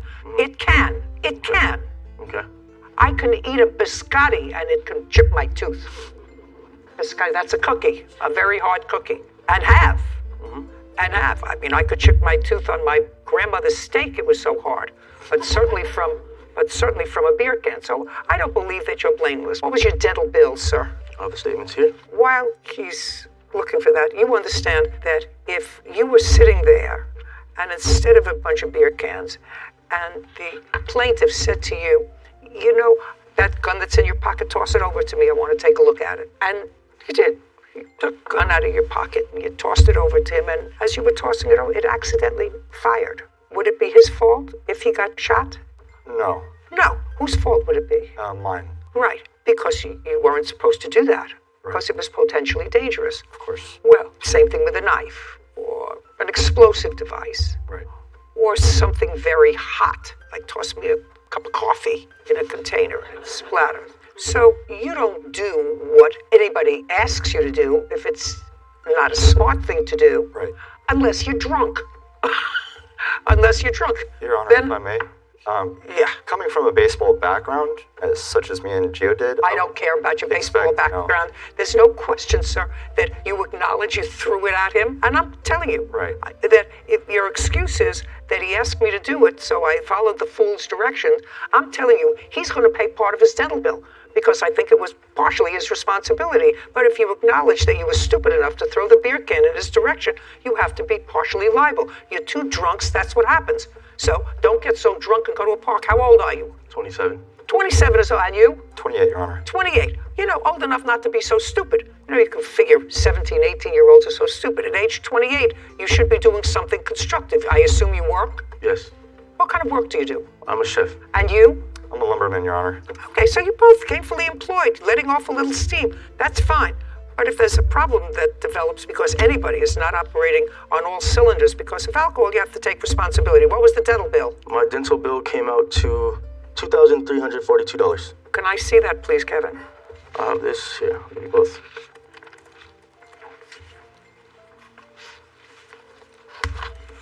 Was any of this dental bill covered by insurance? On the dental, no. Okay. Anything else? My wholeheartedly truth is I didn't ask him for a beer. I had no problems. I was avoiding him the whole night for the most part because from the past, Jacob has had a way worse drinking problem than I've ever gotten to. I went out that night solely to have a couple drinks, hang out with friends. The night went longer than expected. Very nice. Judgment for the plaintiff in the amount of $1,171, which is half of your dental bill. You pay half. Don't get drunk. You're too old to get drunk. I don't believe that he maliciously threw this at you. I think that you asked for a beer, tossed it at you, and you missed. That was his stupidity and yours. We're done here. Thank you very much. This court is adjourned. All I did was I underhand lightly tossed it over to him, and that's really what happened. I did nothing wrong to deserve to get a beer thrown in my face like a baseball. Unfortunately, he chipped his tooth, and so it was unfortunate. I said, hey, Jacob, look, you chipped my tooth. Look what you just did. No more drinking in the parks, guys. Not to do it again. I think this situation is the exact reason cities like Pasadena have rules about drinking alcohol in parks. Because, like you always say, it's not an on purpose, it's an accident. But a lot of times there are certain things that can increase the probability of an accident happening. And I think drinking at 2 a.m. in a park probably is one of those things. That's true. So so many times rules and regulations don't seem to have any substance of reason behind it. But this certainly is an example of why when the bar closes at 2 o'clock, you're supposed to sole source of your income. Yes, I own a salon business. I'm opening my second one. Tell me how you know the defendant. He was a client of a former stylist many years ago, so I met him through the salon. Did you have any sort of relationship with him? At the time that I met, no. No. At the time that you gave him this loan, we were friends. What did he say he needed the loan for? To get a vehicle. To get a car? He was at Mercedes trying to purchase another car, and I knew he had a baby on the way, so I felt it was... I want to know what he said to you. He said that he needed help with the down payment. He was short some for a down payment on a car that he wanted. Did you have that conversation on the phone or in person? Yeah, he called me and asked me for originally $2,500 to help them with the down payment. And I told him, well, I don't know if I have that much. I'll see what I can get him. I had the $1,500. He came to pick it up at my home. And that was on the 24th of March? Yes. When did you purchase your car? I believe it was the 24th as well. Do you have any paperwork for the car? What paperwork do you have there? I just want to see what you brought with you today. Basically, the lien holder paper. And what is that supposed to tell me? I believe it has a date on there when I purchased it. Okay. And how much did you put down on the car? $9,000. Did you trade in a car? No. Why did you need $2,500 from her? I actually didn't ask for it. I just mentioned to her that I... No, just a second. I asked you a question. Okay. Why did you need extra money towards the down payment? Did it affect the payments? Did it affect the insurance? Did it affect the premium? Basically, the car, it was like $74,000. So if I was to put down a lower payment, like you were saying, the payment would be higher for the monthly. So if I put down a little more, it dropped it down a little bit. Yeah. Yeah. Yeah. So she gave you $1,500, not $25. Yes. But she gave you $1,500. Yeah. And she gave that to you around the same time that you purchased the car. Were you current in your insurance payments on the car? Yes. And then you crashed the car.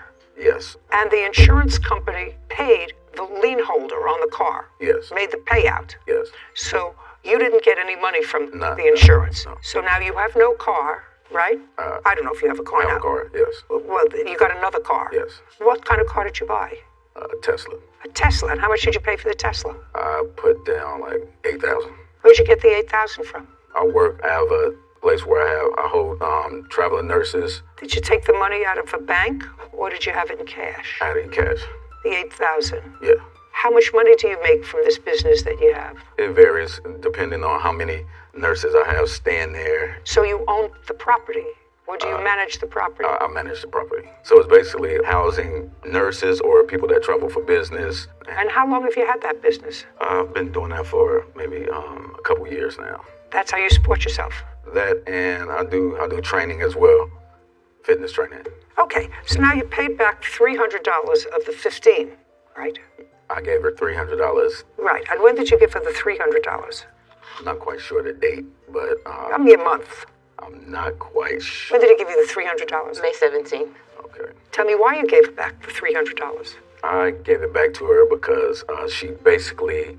Not basically, this is basically. Because she kept asking for it, so just to get her off me for a second. So I gave her $300. Just I didn't feel like I owed it to her because I thought that, it was given to me because we were like really cool. Just a second. Okay. All right. Well, Miss Howard. Miss Howard. Serious. Miss Howard. Yes, ma'am. How long have you been operating your two salons? I'm opening a new one now, and the first one was opened in 2012. Do you live with anyone? My children. How many kids do you have? I have 3. How old are they? I have a 17, 18, and 21-year-old. Big kids? Yeah, college and high school, yes. Who supports them? I do. From Their your father work? helps too, yes. From your work. Do you live with their father? No. No. But he also helps. Yes, he does. And you sound like a really intelligent, put-together woman who's had her own business, who's got 3 kids, college kids. Yes. Moving forward. Yes. Why? Why do you think, I know that you work, because if you're a hairdresser and that's your source of income, you work really hard. It takes a long time to accumulate $1,500. I'm sure you get some tips and stuff. That's the cash that you keep. Yeah. So you work hard and you've got 3 kids who need money. He wants to buy an uber expensive car and he wants his payments to be lower. So he says to you, not that he needs it. See, he doesn't need it to get a car. He wants it to make his payments lower. That's not how he presented it to me. How did he present it to you? He said he needs help. He needs the money for the down payment. And I knew he told me that, the situation, his car got taken away or whatever. And his car got what? His previous vehicle was taken from him. From how? I don't know. What kind of a car did you have? Before you bought the BMW? That's what it was. It was a BMW. Oh, then you bought a Mercedes? Yeah. Okay, so you bought sorry, I got that confused. You bought the Mercedes using some of her money. Before that, you had a BMW. Yes. Okay, and now you have a Tesla. Do you understand how foolish that sounds? Yes. You don't want to sound foolish.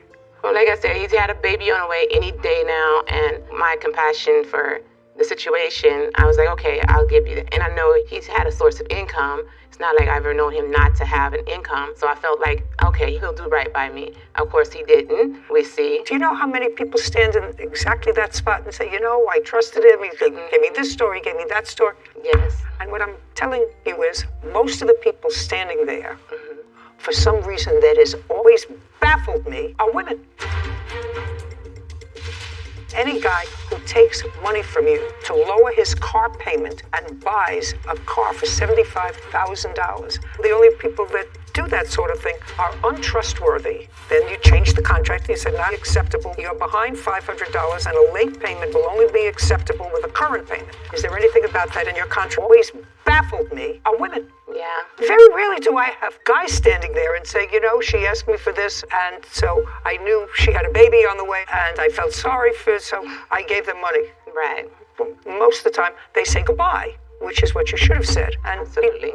You appear to be much too fine a lady and a hard-working lady. Don't give anybody, No more. any guy who takes money from you to lower his car payment and buys a car for $75,000 and asks you for $1,000 or $2,000, knowing that you're a working gal and that he didn't need it to buy a car. He could have bought a car for $50,000. He could have bought a car for $30,000. Right. Likes to drive fancy cars with somebody else's money, okay? Yes. So the only people that do that sort of thing are untrustworthy, usually, as my great-grandmother would call them, bums. So I would suggest that you be smart in the future. You're a hardworking lady. Hold on to your money. If you want to invest in anything, invest in your children's future. We're done here.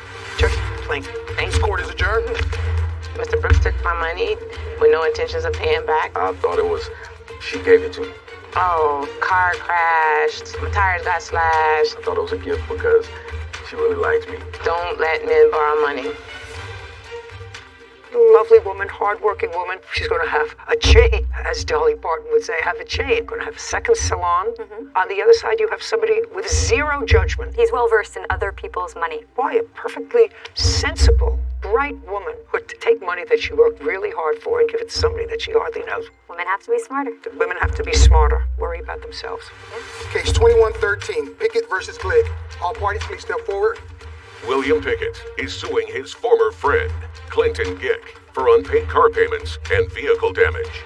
Mr. Pickett, you and the defendant, according to what I've read, were friends. You knew each other. Yes. You had a car that you were interested in selling. The defendant was interested in purchasing the car. Your car was 10 or 11-year-old vehicle. Is that correct? Yes. When had you purchased it? I purchased it about a year or so prior. So you only had the car for a year. You were not an original owner. Yeah. Did you pay cash? I did. How much did you pay for the car? Roughly $10,000. No, I want to know. I mean, you came into court today, not a roughly. Today we know the numbers. We're not talking about something that happened 20 years ago, something that happened a year ago. You bought a car a year ago. You paid cash for it, according to you. I want to know how much you paid for it. That's easy. You should have those records. 10,000. Well, now you say 10, right? Yep. Now you say 10. So now I'm going to tell you to go outside and get me the bill of sale for the car. I did not bring that. Why? I didn't think I needed it. How am I supposed to ascertain what you paid for the car, sir? I didn't think about that.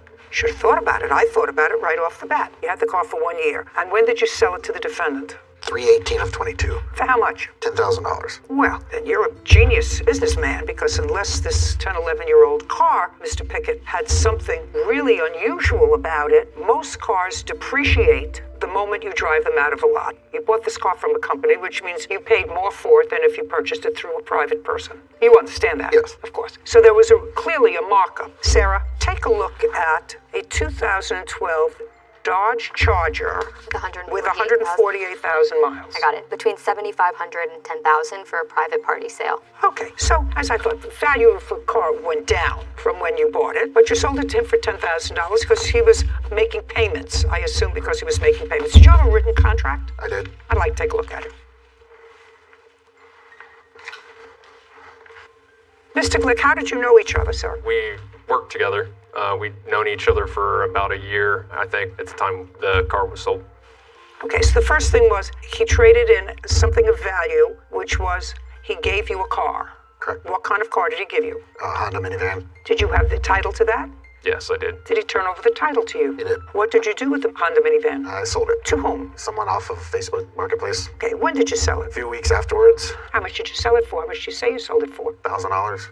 $1,200. Let's get specific, Mr. Pickett. $1,000. I'm not exactly sure what he sold it for, but clearly acknowledges at least $1,000. So this is what the lawsuit is about, and I've read your contract. According to the contract that you have here, you listed the dates, the schedule of payments, and you marked off when he paid and when he didn't. But we're going to go through the dates, and your lawsuit seeks damages to the car, repo fees, the unpaid contract price of the car because you repossessed it and you want him to continue until he's finished paying for it, right? That's what you want. Yes, ma'am. And the defendant has a counterclaim. And his counterclaim, in effect, although he doesn't articulate it in legalese, the basis of his countersuit is that there was never any meaningful breach of the contract, and that he tried to make his payments pursuant to the contract, and that you repossessed the car without just cause, and he's counterclaiming for the money that he put into the car as equity. That's what your counterclaim is. That's correct? Okay. So far you put in $4,000. According to this, he paid you March of 2022, April. As a matter of fact, he made 2 payments. Correct. Payment schedule is for every 2 weeks.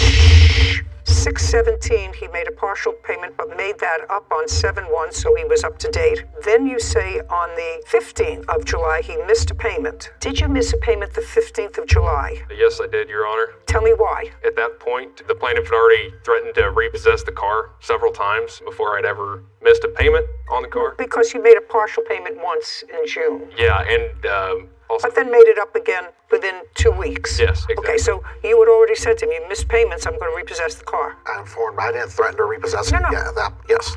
Yeah. Yes. Okay, so you missed a payment on July 15th. Yes, and I informed him when I missed the payment that the reason for missing it, he had just filed for bankruptcy, and with his bankruptcy and the threats to repossess the car, I had decided that I wanted to miss, as it states in the contract, that I could miss 2 consecutive payments before repossession. I wanted to talk to a lawyer and make sure that I wasn't going to be putting even more money into a car that you weren't going to have equity in. Exactly. Okay, so that's why you missed July 15th. Yes, that's correct. And the 29th of July also missed. Yes. So I attempted to give Mr. Pickett a $500 payment on the 29th. He refused to accept that payment, and I have that in text. I'd like to see it. Text messages. I'd like to see it. Do you acknowledge that he attempted to give you a payment on the 29th? Yeah, he attempted to make a partial payment. He attempted to give you $500. Correct.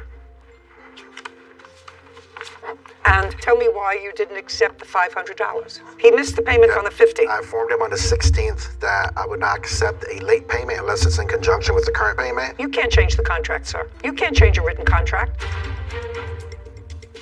There was a loan on this car. Yeah, there was a title loan on it. Oh, you didn't tell me that. That adds a different wrinkle to this whole thing. Because he told me you paid cash for the car, so I assume you had a written contract with him. If you're changing the terms, he has to agree to the terms in writing in the same force and manner of the original contract, which is this in writing signed by both parties. You have a contract here. The contract says he can't miss 2 consecutive payments. He wasn't missing 2 consecutive payments. He missed July 15th, and he tried to give you one on the 29th of July. If you refuse to accept it, he hasn't missed 2 payments. You refuse to accept the second one. Got it? Got it. Okay, well, I see the interchange, Mr. Pickett, and the interchange clearly says you're paying $1,000 today or returning my car. He says I'll be giving you my $500 payment that's due today. Then you changed the contract and you said not acceptable. You're behind $500 and a late payment will only be acceptable with a current payment. Is there anything about that in your contract? There's not. Okay, so if it's not in your contract, it doesn't exist, and you had so far no reason to repossess the car. Did he try to make a payment to you in August? I think one other time between the time I repossessed it. Okay, well, you had no reason to repossess it so far unless he missed 2 consecutive payments, or unless he failed to keep insurance. Did he fail to keep insurance? I have never been given proof of insurance. This doesn't require that you are given proof of insurance. Or not. This doesn't say you require proof. Did you have insurance on the car? Yes, I did, Your Honor. Through whom? Erie Insurance Agency. Okay, and you have no information to the contrary? I don't. Okay, fine. So at the time you repossessed the car so far, Mr. Pickett, you didn't have basis under your contract to repossess the car. There was also other terms I believe he had violated. Well, let's hear them. So far, he didn't miss 2 consecutive payments. Had you filed for bankruptcy? I had started filing for bankruptcy, yeah. Is that completed? Still hasn't been discharged yet. I think I have another month or so. Was this the first time you filed for bankruptcy? Buyer misses 2 or more consecutive payments. Buyer fails to maintain full coverage under insurance. Any significant damage to the vehicle that is not repaired in 30 days. Did you notify Mr. Glick of any damage to the car? Give him notice and say pursuant to the contract has to be fixed in 30 days? We had talked about it when he came to drop off one of his payments, and he said... Well, give me a month. It was... A month and a year. It was in June. June of 2022, he came over to drop off a payment, and that would have either been on June 3rd or June 17th. Correct. Okay, and tell me about the conversation. I said, hey, there's a dent in the front now. He said he'll get it taken care of. At that point, I didn't really inspect the car. Well, I don't care what you didn't do. Yeah. I want to know what you did. Yeah, I told him, it needs to be fixed. And he said he'll get it taken care of. Okay, and? When I repossessed it, it was still there, as well as more damage. Okay. Did he talk to you about the dent in the front? I don't recall that conversation ever happening. There was text messages sent to me about damage to the car. The car had dents and dings all over it when I got the car. I mean, the front bumper even had significant damage to it. You repossessed the car at the end of August. Where is the car now? At my house. What's it doing at your house? I was just sitting there for the moment. Well, what's your intention to do with the car? Give it up in my bankruptcy or repair it and keep it and pay it off. Who has the title? The title loan company. So there was a loan on this car? Yeah, there's a title loan on it. Oh, you didn't tell me that. That adds a different wrinkle to this whole thing. Because you told me you paid cash for the car, so I assume there was not a problem. When did you take out a title loan on the car? I took out the title loan. Month and year? One of them was in December of 21. Did you know that there was a title loan taken out on this car? I knew that there was one. I didn't know that there were multiple. I don't know. But yeah, I did know there was a title loan. Did you know in what amount? No, I was never. Well, that's pretty dumb of you. Yeah, I agree. Well, because if you're buying something free and clear that he owes nothing on, that's one thing. How much was the title loan? Roughly $6,000 is what was owed on it still at that point when he bought it. How much did you pay off? A few thousand by that point. It's super high interest. Okie dokie. Mr. Pickett, your claim against the defendant is dismissed. I'm now entertaining his counterclaim. Do you understand? Yes, you get stuck with this car. Now, the problem is, you drove this car. Yes. Was it your primary source of driving the car? Yes, it was. Okay. For 1, 2, 3, 4, 5, 6, 7, 8, 9, 10 months, right? Yes. Okay, so, Mr. Glick, this was your primary vehicle. How much do you think it would cost you to rent a car per month? Per month. Give me a figure. To rent a car? Yeah. Per month, I would say $900 a month, probably something like that. $900,000 a month, maybe. Okay, based upon what you told me, it's not so egregious because you had the use of the car for 10 months. I actually don't think that an 11-year-old car would cost that much to rent. $900 a month, considering that you also paid for your own insurance. Correct. And if you rented a car, that the insurance would of necessity come with a car. Sarah, could you look up for me best deals on leasing a Dodge Charger? I don't know what that is. Is that a truck? It's a car. Is there a site where you could look that up? I'll see what I can find. But the intention was that money was going to go towards, something that I would own. Well, I understand that, right. but you had full use of his property for 10 months. Sure. You don't think it's fair for you not to pay for some of that use? I would think the depreciation in the car for the mileage that I put on it would be more than fair. Absolutely. Everything depends on how much you put down versus how much you pay monthly, so there's a wide range. Give me the range. You didn't put anything. $786 a month, $843 a month, but these are for brand new Dodge Chargers, not for 2012. Oh. So. Okay. And according to you, the current low price on this car is $7,500 price. For a private party. For a private party, low price, $7,500. Yes. So you're going to resell this car, and the car is currently in working order, and the low price on that car is $7,500, right? Yes. And he's already paid you $5,000.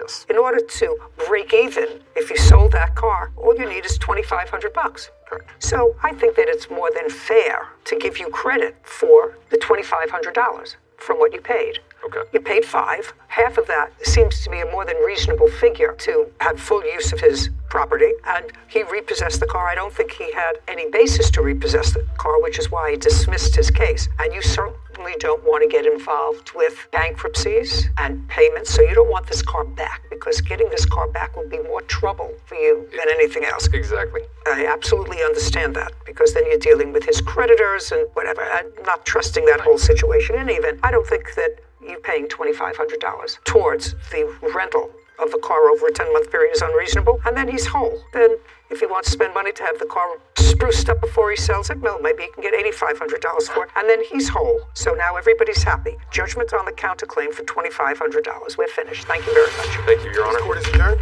I'm very happy. Needed a car, I had a car. I don't think it was an honest transaction on his part. I'll keep buying and selling. So yeah, I think he was just trying to get a quick payday. So I just want to make sure I have this right. The defendant was paying the plaintiff $1,000 a month towards the vehicle that the plaintiff had a title loan out on, but instead of paying off the title loan so the defendant would have the car free and clear, right, he decided to keep the payments and not pay off the title loan. Correct.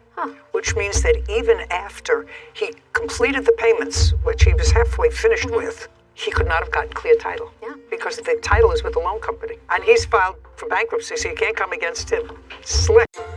See your right hand. I'm moving my arm as I walk. That is a lie. Somebody else was keying his car in the back. Yes. This is a lie. He yelled at me. It's very unnerving. That was a lie. If you say again it's a lie, I'm going to dismiss your case. Do you understand that? This is Judy Justice. Zachary Martin is suing his neighbor, Nancy Morrell, for property damage after his car was vandalized. Court come to order. All rise. Have a seat, please. Hello, Judge. Case 2151, Martin versus Morrell. Thank you. You're welcome. Mr. Martin, you and the defendant are neighbors. Yes, ma'am. How long have you been neighbors? Moved into the subdivision in 2019. That's how long you've been there. Yes, ma'am. Do you know how long the defendant has been there? I think 2014. Is that right? 2017, Your Honor. Oh, okay. And where do you live in respect to one another? You want to go up there and show me? I live in this house right here. Or I did. I don't anymore. This house right here. She lives right here. You sold your house? Yes, ma'am. Okay, and the defendant She lives right here. where the blue car is? Yes, ma'am. Okay, thank you. That's sort of a circular area, and from the circular area, you pull into your driveway. Is that right? Okay. It is your claim that the defendant keyed your car. Yes, ma'am. And when did this happen? January 22nd, 2022. The defendant says that she did not key your car. She has a counterclaim. She claims that she was falsely arrested and held overnight in jail. That is a lie. But just a shh. That's her claim, that she was falsely arrested, that she spent a night in jail. She had to hire a lawyer, did hire a lawyer after her lawyer requested several adjournments. You were not, at least physically, in the courtroom at the time of the last adjournment, and the case was dismissed. So let's go back to prior to January 22nd. I assume that if you're alleging that the defendant keyed your car, that you have some negative history with each other. Yes, ma'am. Starting when? There are so many. I mean, it started out when we moved in the subdivision. They were nice at the beginning, no issues. And then the kids started having, her granddaughter lives with her. Okay, how old is your granddaughter? She's 9 now. She was 8. Okay. They started out having some issues, as kids do. I mean, you know, that happens. You have a child of a similar age? Yes, ma'am. She's 11 now. She was 9 or 10. Okay. And the two children had an issue? I mean, you know, kids argue. No, I understand that. I'm not going into who was right and who was wrong in the kids' argument. I don't really care. But when did that argument between the two children spill over to the neighbors? Well, I guess the final straw was Labor Day weekend of 21, the Sunday before the Labor Day. We came home late. It was about 7 o'clock. We were working, and we told Jillian we were going home for a little bit, and she said, I want to swim in the pool. So, all right. Jillian is your 10-year-old? Yes. And of course, she said, well, that's boring, Daddy. I want a friend to swim with me. So I said, okay, one friend. That's it, because your brother's going to watch you, and then we're leaving to go back to work. So she goes next door to Patrick's house, which is the next door neighbor, and she asked Patrick to come over and go swimming. He comes over. At the time, I didn't know this. At the time, At the time, the defendant's granddaughter was there. Yes. At Patrick's house. Yes. Got it. So your daughter went over and invited Patrick to come and swim. Right. And not you had told her that she could have one friend in the pool, so Patrick left to come swimming, leaving your granddaughter alone. Well, she had to go home. She had to go home. Yes. She came home. Just a second. Okay, that's what happened. Okay, you had a grandchild who had hurt feelings. I assume she actually went over to go swimming. She thought she was invited too. You had a child with hurt feelings. And I went to ask what had happened. Okay. That's this big hoopla. Okay, now your grandchild comes home. I assume she was upset. Was she crying? Yes. Okay, and that was about what time? In the evening. I honestly can't remember. Okay, and when she came home crying, tell me what you did. Went out and, honey, what's wrong? What did you do? Are you okay? Yes, and she told you what happened. She said, I went over to Jillian's. She invited us swimming. And when I got there, her dad said only one person could swim. Okay. So she came home. Okay, and what did you do next? That's not what happened. I talked to her, calmed her down, and I went over and said, hey. You know, just a second. You walked from your house, where the blue car is. Yep, around the corner. Did you take your granddaughter with you? No, ma'am. Okay. She's lying. And what? Shh. If you do that again, I'm just going to dismiss your case. Do you understand that? And you know, it's easy. I got it. This isn't my case. It's your case. I know. So you walked alone to his house. Did you knock at the door? Did you go outside? I want you to tell me exactly what you did. I don't remember if I went to the front door, if I went to where the pool is, and I do believe Mr. Martin was out there. Okay, so Mr. Martin was out there, and You said it in that kind of a calm tone? What happened to my granddaughter? Why is she crying? Well, she told you why she was crying when she was home. She told you she was crying because she went over there to swim, and Mr. Martin said you can only have one person swim with you. Which is totally out of character. The children swim together all the time. You mean at Mr. Martin's pool? At Mr. Martin's pool, and if they need another adult. Just a second. I go. So they swim all the time in Mr. Martin's pool, so you wanted to know what happened on this occasion when he said only one person can swim. Yes. And you said it in just the same kind of conversational tone that I'm talking in, is my question. I was very calm at the beginning, yes. Okay. And so you said to him what happened, and what did he say to you? I don't remember exactly. It was to the effect of his son was going to watch them, and he could only have one child in the pool. Right, that he wanted his son to have responsibility of only watching one other child other than his sister. Correct. All right, well, that sounds reasonable. And that's fine. Just a second. So how did it escalate? He said, I only wanted one child in here. My son's going to watch the kids. We have to go back to work. And that should have been it. Why wasn't it? I don't know. So I walked back out and looked at the Pathfinder, and that's what I discovered, the scratch across the back. Bright white, so that indicates it's fresh. I told her while she was standing there, you're going to jail. I'm going to call the police. Okay, now I'd like to see the video. His neighbor, Nancy Morrell, keyed his car and owes for the repairs. Nancy is countersuing for a false arrest and lawyer fees. Now let's get to your version of what happened. Okay, so you said only one child. Her granddaughter went home. Her granddaughter, who's a little girl, is upset. Why can't I go swimming too? I got that. And? This is a lie. Everything she told you is a lie. Just a second. She did not come to my house. Just a second. She did not come to my house. If you say again it's a lie, I'm going to dismiss your case. Do you understand that? Yes. I asked you what happened. She did not come to my house. Okay. Her daughter came to my house. Just a second. You mean her granddaughter's mother? Yes. I never talked to her. Before my daughter went over, I had gone over. She did not. Oh, no, just a second. Yeah, now I don't believe you, Miss Morrell. Now I don't believe you, madam. I watched your eyes. I just watched it. Now, uncross your arms. So, her daughter came over first. No, I went over. I don't want to hear you. She never came over. The daughter came over. She bypassed my front door and went to the side gate where the pool is. She told my son to go get me. To go get you? To go get me. I came out and she called me a jerk. You should let her swim in the pool. I just told my daughter, look, you can have one friend because your brother's watching you. It's not fair for him now to watch 3 kids. Just 2, that's all. I told her, I said, look, I don't know what you're talking about. I said she could have one friend and that's it. She proceeded to call me a jerk. She said some other choice words I'm not going to repeat. In which case, I did cuss her out and told her to get off my property and not to come back again, anybody in her family, or I would file trespass charges. Okay, and that was on the Sunday before Labor Day? Yes, ma'am. And when did this incident happen with your car? January 22nd. After that incident on Labor Day weekend, did you have any other contact with the defendant? Yes. When? So I think it was right after Jillian's birthday on November the 21st. I think it was like a week, like December the 1st, I think. And this is really sick. But it got to the situation where she would watch my kid. And every time my kid would go to Aubrey's house or Patrick's house, she would take toys, she would unpack her stuff. And I told her, I said, look, you can't play with her. So they would wait 10 or 15 minutes till she got unpacked and get all comfortable, having a good time. She would send her granddaughter over there. She had to pack her stuff up and come home. She would come home crying many times. So then it got to the point where Patrick, he would come over to our house. He'd be over to our house all the time. They would get on trampoline, play video games, blah, blah, blah. So I was doing something one day and then the camera went off and I gave me a alert on my iPad. Here comes Nancy up my driveway. She knocks on the door and she says, can we play? And I said, no, you can't play. Get off of my property. File trespass charges if you come back. That was, the last time I interacted with her. Okay. Well, it's not my job to be judgmental in a social way, but I have to tell you, I would have handled it a little differently with her. She wasn't the one who behaved badly. I wouldn't visit her daughter's bad behavior on an 8-year-old.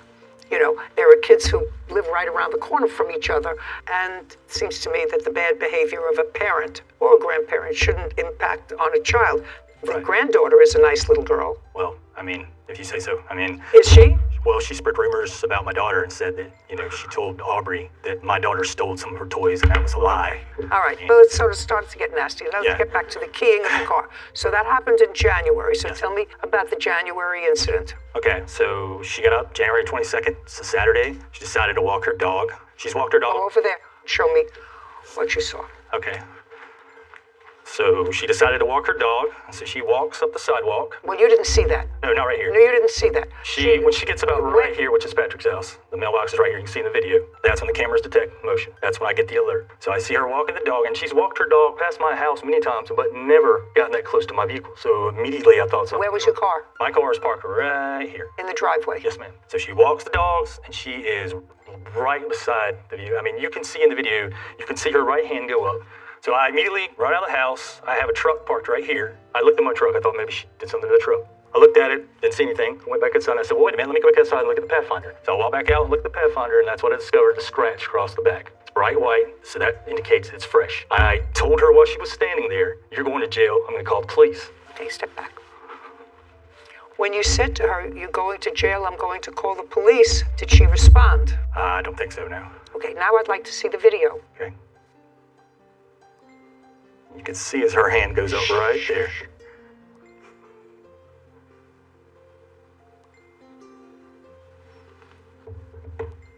I'll take a look at it again. Is there any reason that you stopped behind his car? Is there any dog reason? Stopped to sniff. I stopped with him. You see her right hand? Right there. I'm moving my arm as I walk. Yes, and that's what a scratch is. Okay, can I take a look at the photographs of the scratch, please?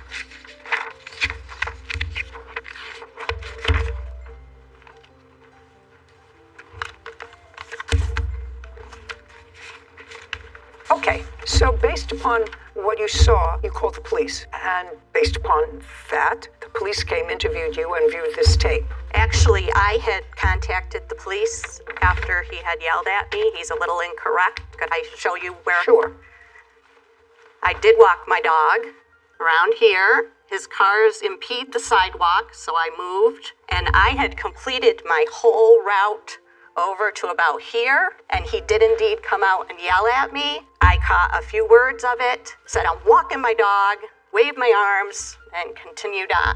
Mm-hmm. That's not the first time he has yelled at me as I've been walking, and I went home and I filed an incident report, and I do have that. Just a second. The second time I've been walking and he's come out and yelled at me, it's very unnerving. That's a lie. We're very far. It's going to cost you getting your car fixed. It's something you don't understand. I have something you don't understand. I'm allowing both of you to tell me your sides of the story. You can't say that's a lie. Do you understand? Yes, I'm not cutting you off. I let you tell me your story, sir. I let you tell me what happened, and I want to give the defendant the same opportunity. You can't interrupt her. Now you understand that. Yes, ma'am. Okay? I will tell you what I don't understand, Miss Morell. You see, if I had got into a kerfuffle with him, which you had, because he said you and your granddaughter, which I actually think was socially wrong with regard to your granddaughter, but with regard to you, he doesn't want you there, right? I wouldn't walk up a cul-de-sac to go past his house. If it were me, I see plenty of space where you can walk. You can cross the street from your house and walk in the street the other way. And then when you come back, you can walk the other way. You don't have to go inside that cul-de-sac to walk anywhere near his house. That's looking for trouble. Can I just say something? About what? The trend that another gentleman, he tried to accuse of scratching his car. Are you her husband? Yes, ma'am. Okay, I'm going to let you stand up now, and you're going to show me where he accused somebody else of keying his car in the back in January. Show me. Zachary Martin is accusing his neighbor, Nancy Morell, of keying his car. Nancy is countersuing for a false arrest and lawyer fees. So you have a counterclaim, and your counterclaim is for false arrest. He didn't arrest you. The police arrested you. And the police arrested you based upon what they believed, after looking at that video, was probable cause that a crime was committed and probable cause to believe you participated in the commission of that crime, which is vandalism. He didn't make a citizen's arrest. The police made an arrest. And not only did they make an arrest, but they were serious enough to have you get a lawyer. Your counsel went in. I assume your new counsel asked for an adjournment. I assume your new counsel, you were there. I believe so. I was not there, ma'am. I waited out in the hall and my lawyer represented me. Fine. So I assume that you knew that your lawyer was going to ask for an adjournment. The lawyer didn't prepare you for trial, did he? No. No. Your Honor. So he was... I'm not listening to you. As a witness, can I just say something? About what? The trend that another gentleman, he tried to accuse of scratching his car. We have Oh, I will, So that. just a second. That I'll listen to in a minute. Okay. The second time your case was on, did you go into court or did you wait outside? I waited outside in the... Then if you waited outside, you knew again your lawyer was going to ask for an adjournment. The first time the case was on, did you attend the court hearing? Yes, ma'am. Were you inside the court? Yes, ma'am. She was not there. She was outside. Yes, ma'am. The second time when the case was adjourned, were you in court? Yes, ma'am. Was she there? Yes, ma'am. Outside or inside? She was outside. Did her lawyer ask for an adjournment? Continuance. A continuance? Yes, ma'am. Same thing? Yes, ma'am. Did it happen more than twice? Yes. On the third time you went to court, did you go to court? Yes, ma'am. Was she in court? Yes, ma'am. Inside or outside? She was outside, and what happened, I had sold the house, and we moved an hour away. Just a second. You were there? Yes, ma'am. Okay, now, I'm going to let you stand up now, and you're going to show me where he accused somebody else of keying his car in the back in January. Show me. No.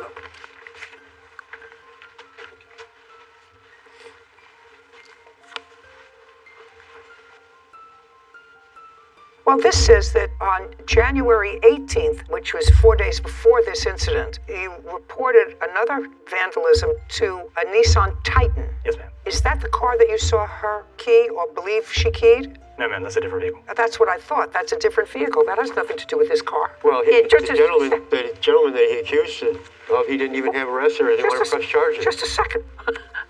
Okay, so now I'm going to let you stand up, and I'm going to give you my end of the riot act. Because if this is what you're deluding yourself with, I'm going to tell you, he didn't have video of anybody on the 18th around his car. In your wife's case, sir, he had prior experience with her. She had no business walking right in front of the house when there are plenty of other places to walk.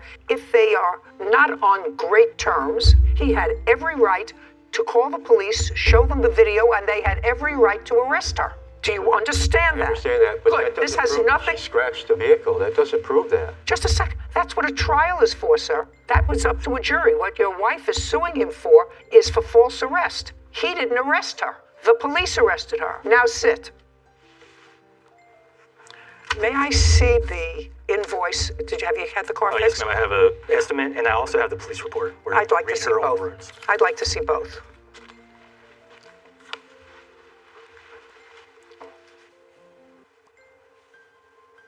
So the police officer indicated that after you were told about what the officer saw on the video, you've decided to make no more statements about the incident, and you were placed under arrest for malicious damage. The officer also reported that the scratch on the back of the car was fresh because there were fresh paint chips on the street. There were red paint chips. There's a red car that came off that car, which demonstrates to the eyes of any layperson that since there's traffic back and forth there, if there are fresh scratches and fresh paint, it means it just happened. So your counterclaim for false arrest and anything attendant thereto is dismissed. I did not do it, Your Honor. Right, well, okay, maybe. The case was dismissed. That doesn't mean you're entitled to money from him.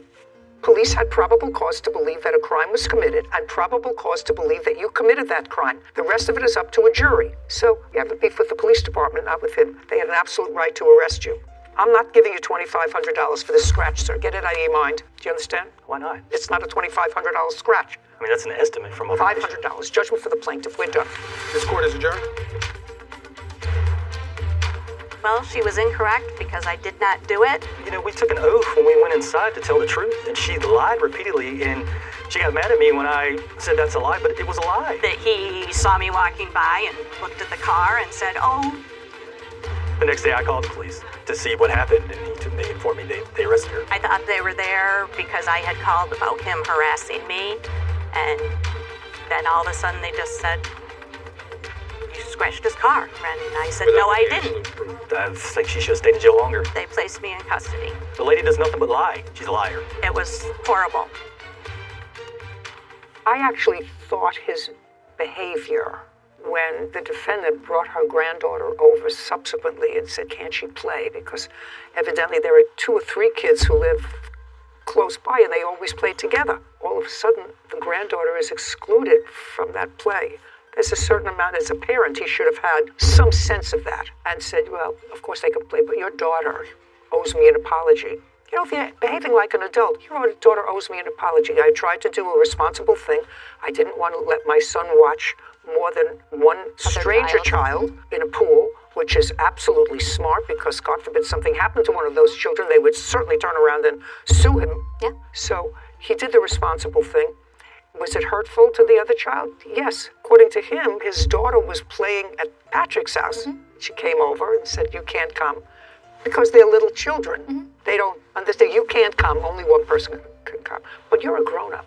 So understand how that could be hurtful to an 8-year-old. Anyway, I think that they both behaved badly, and he's very smart to have moved out of that. Out of the cul-de-sac, out of the neighborhood. Yeah, could you understand why she would walk her dog there? Yeah, see, I agreed with you that if you've already had even just a hint of distaste with any of your neighbors, I just walk on the other side of the street, just avoid it, and this seems like a perfectly avoidable house in the cul-de-sac. You actually have to go into his loop in order to make the loop. So, I don't know, I think both sides questionable, but I'm glad that he got something that you were willing to give him for his car. Yeah, get your car fixed reasonably, and the police absolutely had a right to arrest her. Yeah. There was a complaint, they looked at the complaint, they saw the damage, they saw it was fresh, they saw her right there on the video, they had a history of bad feelings between them, they had an absolute right to arrest her. Yeah.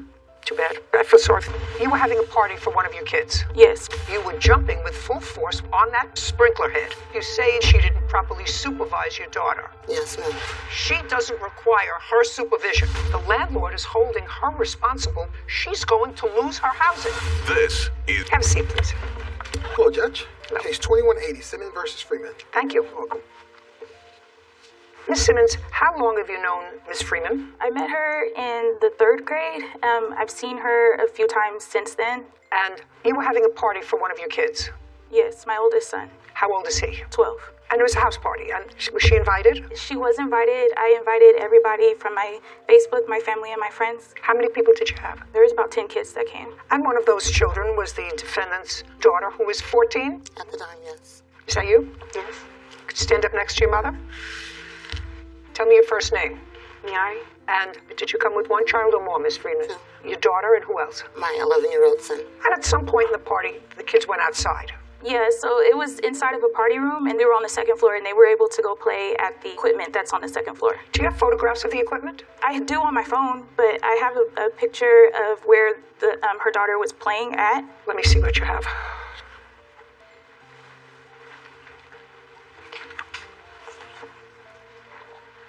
Okay, come up here.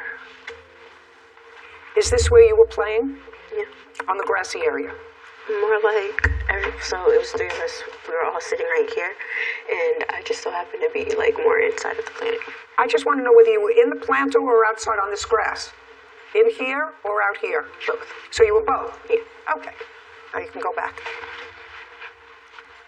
Okay, just for my information, what were you doing in the planter? Well, more like I was like on top of it, not necessarily like in it. I wasn't trying to be in it, but my friends were sitting down and they were talking and I didn't want to sit, so I was standing up on it. Standing up on this is not my question. Were you in the planter where the plants were? Yes. Yes. Well, you knew you weren't supposed to be in the planter where the plants were. I mean, you're an intelligent girl, aren't you? Yeah.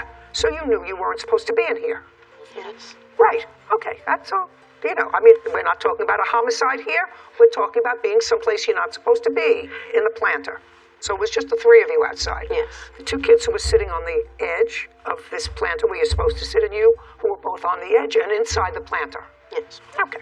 Tell me what happened with the head of a sprinkler system while you were out there. So what happened was we were talking and playing, and I was running around, so I was going from it on top of it, trying to be tall, running off the grass onto the steps, onto the planter and stuff like that. And somehow, I'm not really sure, I don't really remember, but the green thing that was in it, I don't remember what made me notice it, but I do remember that my foot had made contact with it, and I started to notice it, and I was looking at it, and then I was like, something's wrong here. I seen the top to the green thing, and I felt like that may have been me who moved it, so I thought to put it back. And as I was trying to put it back, it was being mad difficult, so I started jumping on top of it to make sure it stayed on top. Let's get back to you. At some point after this happened, you were contacted by the landlord of your facility. Yes, but I didn't know that she was outside doing that. I don't care. She's just acknowledged that she did it. Why would that bother you? It doesn't bother me. Well, then it's not relevant. She acknowledged that that's what happened. She was in the wrong place. She broke something, According to her, she tried to fix it by jumping on it. Clearly the wrong thing to do. So if there was damage as a result of that, there's no question she's responsible. Since she's a minor, her mother's responsible. It's that simple. Okay? Do you have a video of what happened that afternoon? Yes. Okay, can we see that, please? This came from security camera? Yes. Okay, you're in the white shorts, right? Yes. What are you bending down to pick up? The top. You mean it's that heavy and then other kids get... Shh. Okay, I got it. Well, you understand, Miss Freeman, if Miss Simmons can establish that something that your daughter did, which she did on purpose, knowing she wasn't supposed to be there, you're responsible for whatever damage she did as a result of, that's probably a sprinkler head. Do you understand that? Yes, ma'am. Okay, because you say in your answer that you left for a period of time and she didn't properly supervise your daughter. Yes, ma'am. Well, that's not true because your daughter's 14 years old. She's old enough to be outside unsupervised. There were younger children out there who knew enough not to jump around in the planter. She was the only one who jumped around in the planter. She was the oldest one out there. Okay. Do you understand? She was supposed to supervise them. If there was a 6-year-old who did that and she's outside, you would let a 14-year-old take care of a 6-year-old. And she doesn't require her supervision. And when she had a problem that day, and clearly it was a problem with somebody else's property, when the two of you were home that evening, did she tell you she had had a problem? No, ma'am. She didn't tell you anything about it? No. That she broke something? No, ma'am. Okay, when did she finally tell you she broke something? When Kara contacted me that the apartments were contacting her, then I asked my daughter about it, and she told me what she told you. Great. Can I see the letter from the complex, please?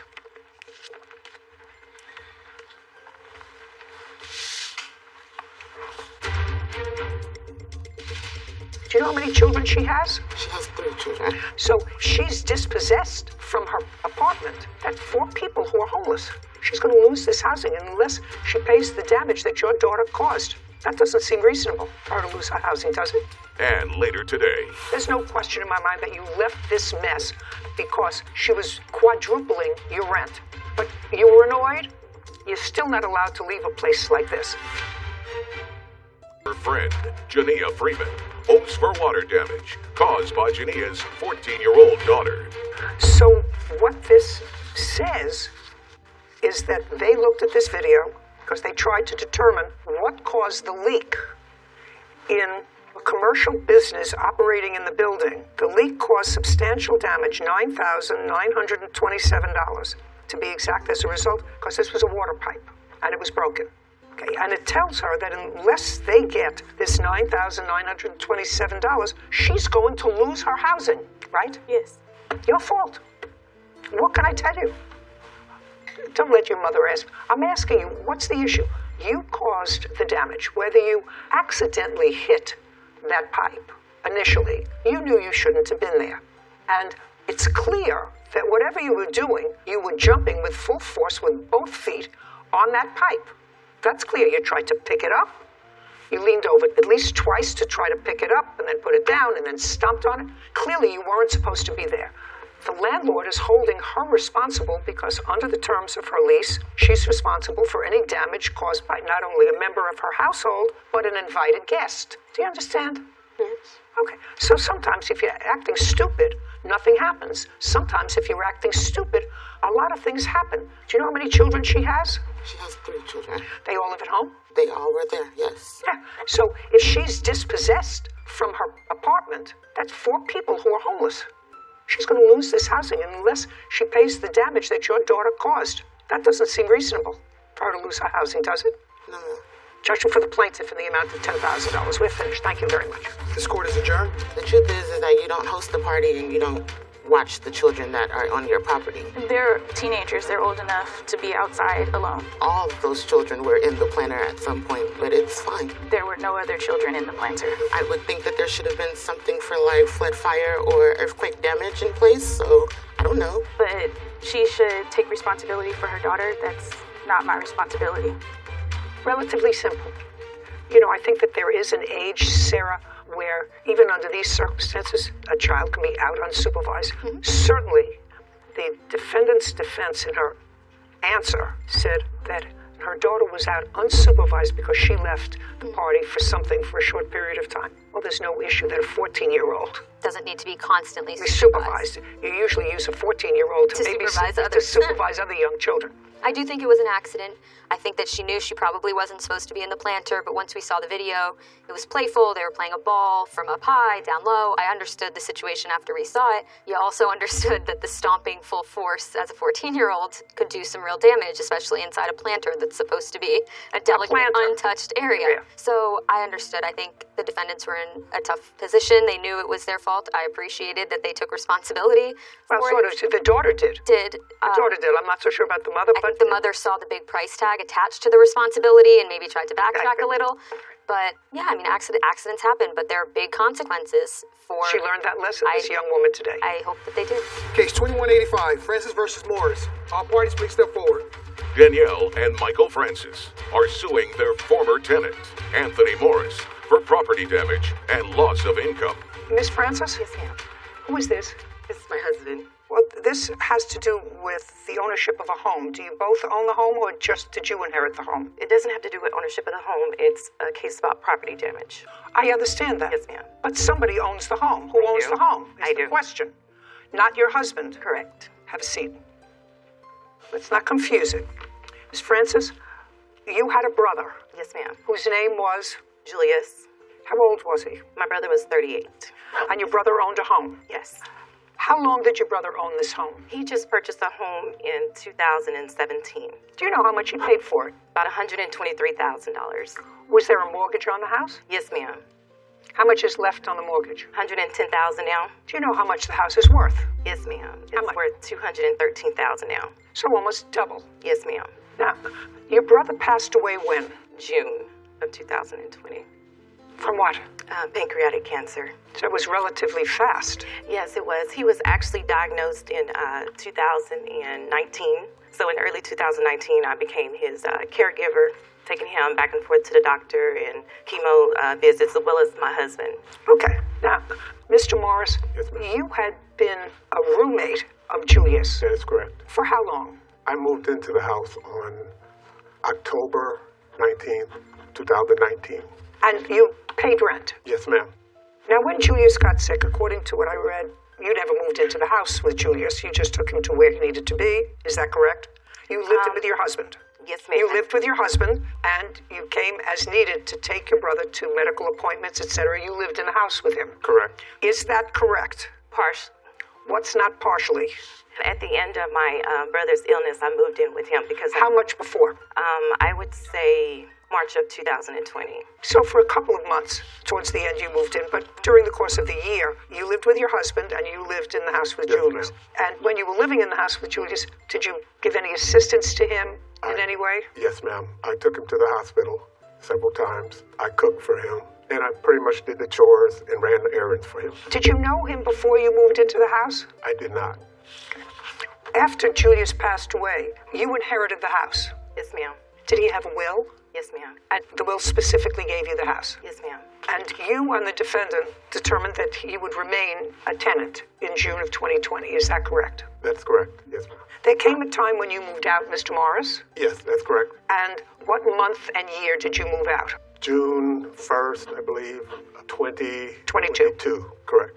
And what was the reason that you moved out? I moved out because the rent had went up for a second time. What was it when you were living with Julius? $650. And then when Miss Francis inherited the house, did she modify the rent? She did. In what month? I'm not specifically, I can't answer that question.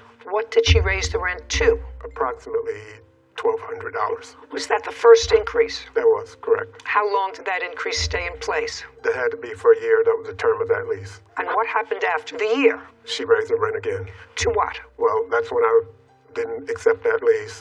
What did she ask? $1,575. She wanted $1,575. Yes, ma'am. And you determined that that was too much rent for you? I did. So you gave notice you were leaving? I did. she's going to show me what she considers $5,000 worth of damage to the house. I want to see it. Now I want you to show me what damage you are ascribing to him from the house. Okay, I have the pictures here, Your Honor. Okie dokie. Francis claimed their former tenant, Anthony Morris, damaged their property while renting from them. When did you give notice you were leaving? 30 days before June 1st. Okay. And when was the lease up? June 1st, it would expire. Now, after your brother passed away and you inherited the house, did you maintain the same rent that he was paying to your brother? No, ma'am. Okay, so when did you raise his rent and to what amount? I raised the rent in November. Okay. Of 2021. To what? To $14.95. That was the first time you raised his rent? Yes, ma'am. Okay. And you knew what his rent was when he was living with your brother? Correct. And how much was his rent when he was living with your brother? It was $625. So, in effect, you increased his rent a little over 200%. Yes, ma'am, Your Honor. Can I explain the reason to that? No, it's irrelevant what the reason was. Okay. He was paying rent of $625. You raised it to $1,500.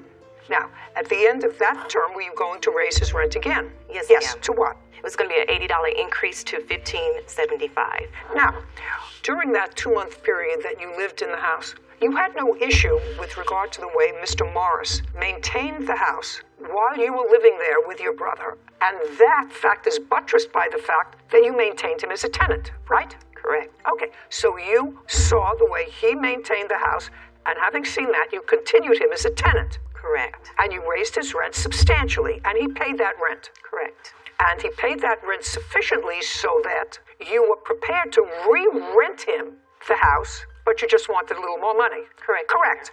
Now he moves out on June 1st of this year. Mm-hmm. And now you say that he caused almost $5,000 worth of damage. And because he had damage, you lost income because you couldn't re-rent the house. Correct. You moved out in June of 2020. Yes, ma'am. You have a new tenant in the house. Yes, ma'am, I do now. And how much rent is she paying? She is paying $2,200 a month. And when did her lease start? The lease started in September. So your premises was not rented for 2 months. Correct. And when it was rented, from the 2-year period of time between your brother's death and your re-renting the house, the rent went from $625 to $2,200. Yes, ma'am. Doesn't sound like you're losing any money. Well, there's just a second. Okay. Doesn't sound like you're losing any money. So I'm not interested in the loss of income that you had. You had no loss of income. Anybody who lives in a house can rent from June 1st. House has to be painted, normal wear and tear. You may have to redo carpeting. That's normal wear and tear. Had to be done because that's what you do when you want to get $2,200 rent from somebody for a house. You have to paint it up. You have to freshen it up. You have to do all of those things. So what I want to see from you are photographs of what, other than cleaning out the house, which Mr. Morris acknowledges for whatever reason there was stuff left in the house. Correct, sir? Yes, ma'am. That belonged to you. Yes, ma'am. And that you didn't clean out. I did not. Now, you left on June 1st, and I'm telling her that she's going to show me what she considers $5,000 worth of damage to the house. I want to see it. Yes, ma'am. You agree that you left some stuff in the house. She probably has a bill for cleaning out some of that stuff. That she's entitled to. Now I want you to show me what damage you are ascribing to him from the house. Okay, I have the pictures here, Your Honor. Okie dokie. Also, can I present in evidence what the room that the defendant rented out, what it looked like prior to the damages? No, I don't see any damages. I see mess. There's pictures in there, Your Honor. I'm looking. Damages. The carpet was damaged very badly. He messed up my mattress in my second bedroom. The doors was damaged. He actually changed the lock on the second bedroom door and the master room bedroom door without my You see all this stuff, sir? Just a second. This is all your junk, right? Yes, ma'am. Okay, so you should have a substantial bill for cleaning and getting rid of this. Yes. I'd like to see it.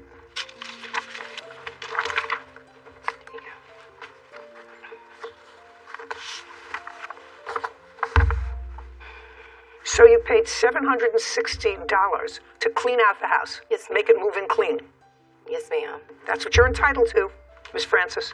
$760. You can't leave a place like that. Also, Your Honor, I had other damages as well. My microwave was broken. I don't know who broke that. And you don't know. I know it was working when he was there. May have been working, may have been not working. Everything was in top-notch condition, from appliances to flooring, when Mr. Morris was at the house. So he broke my microwave.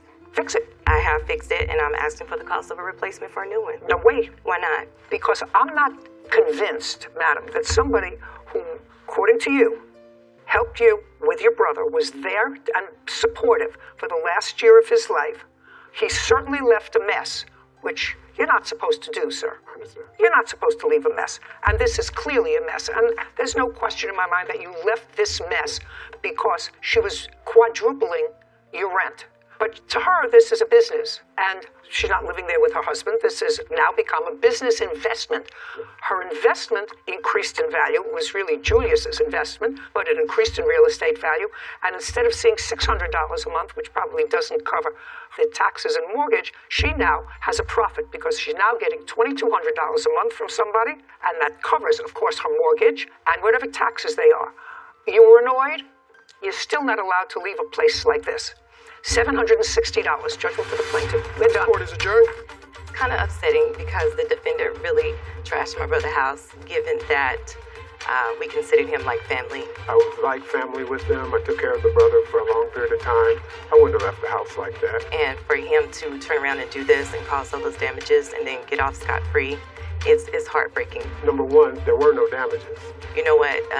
Nothing good ever comes to someone who does people like this. Money does change people, and so you have to be careful. Be careful who you rent to. So I just did some research on the home while we were out there, and I found some interesting information just based on some of the plaintiff's claims. So I did find that the house was sold to the brother in 2017 for $123,000.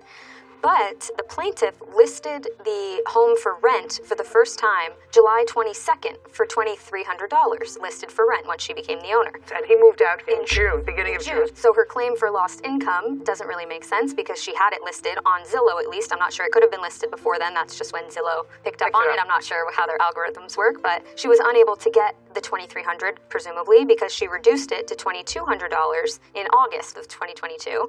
And then it was removed later in August at that $2,200 mark, presumably whoever, the new tenant that she now has. So she had no real lost income. Exactly. She had the month of maybe July, but if you have a tenant moving out June 1st, you give yourself 2 weeks notice as a landlord anyway to make the necessary painting, carpet and sometimes it takes a little bit. Exactly, and you don't find a tenant right away. So based on that, I wouldn't have given her any lost income. For the he left the house a mess. He did. He left boxes. He acknowledged it. He left the place a mess. He left food in the refrigerator, and there's no way in one day, which he said, he was going to move all that stuff out. He was annoyed. Then you can't leave stuff that way. So she got her cleanup bill. Yeah. Well, she was entitled Fair. to.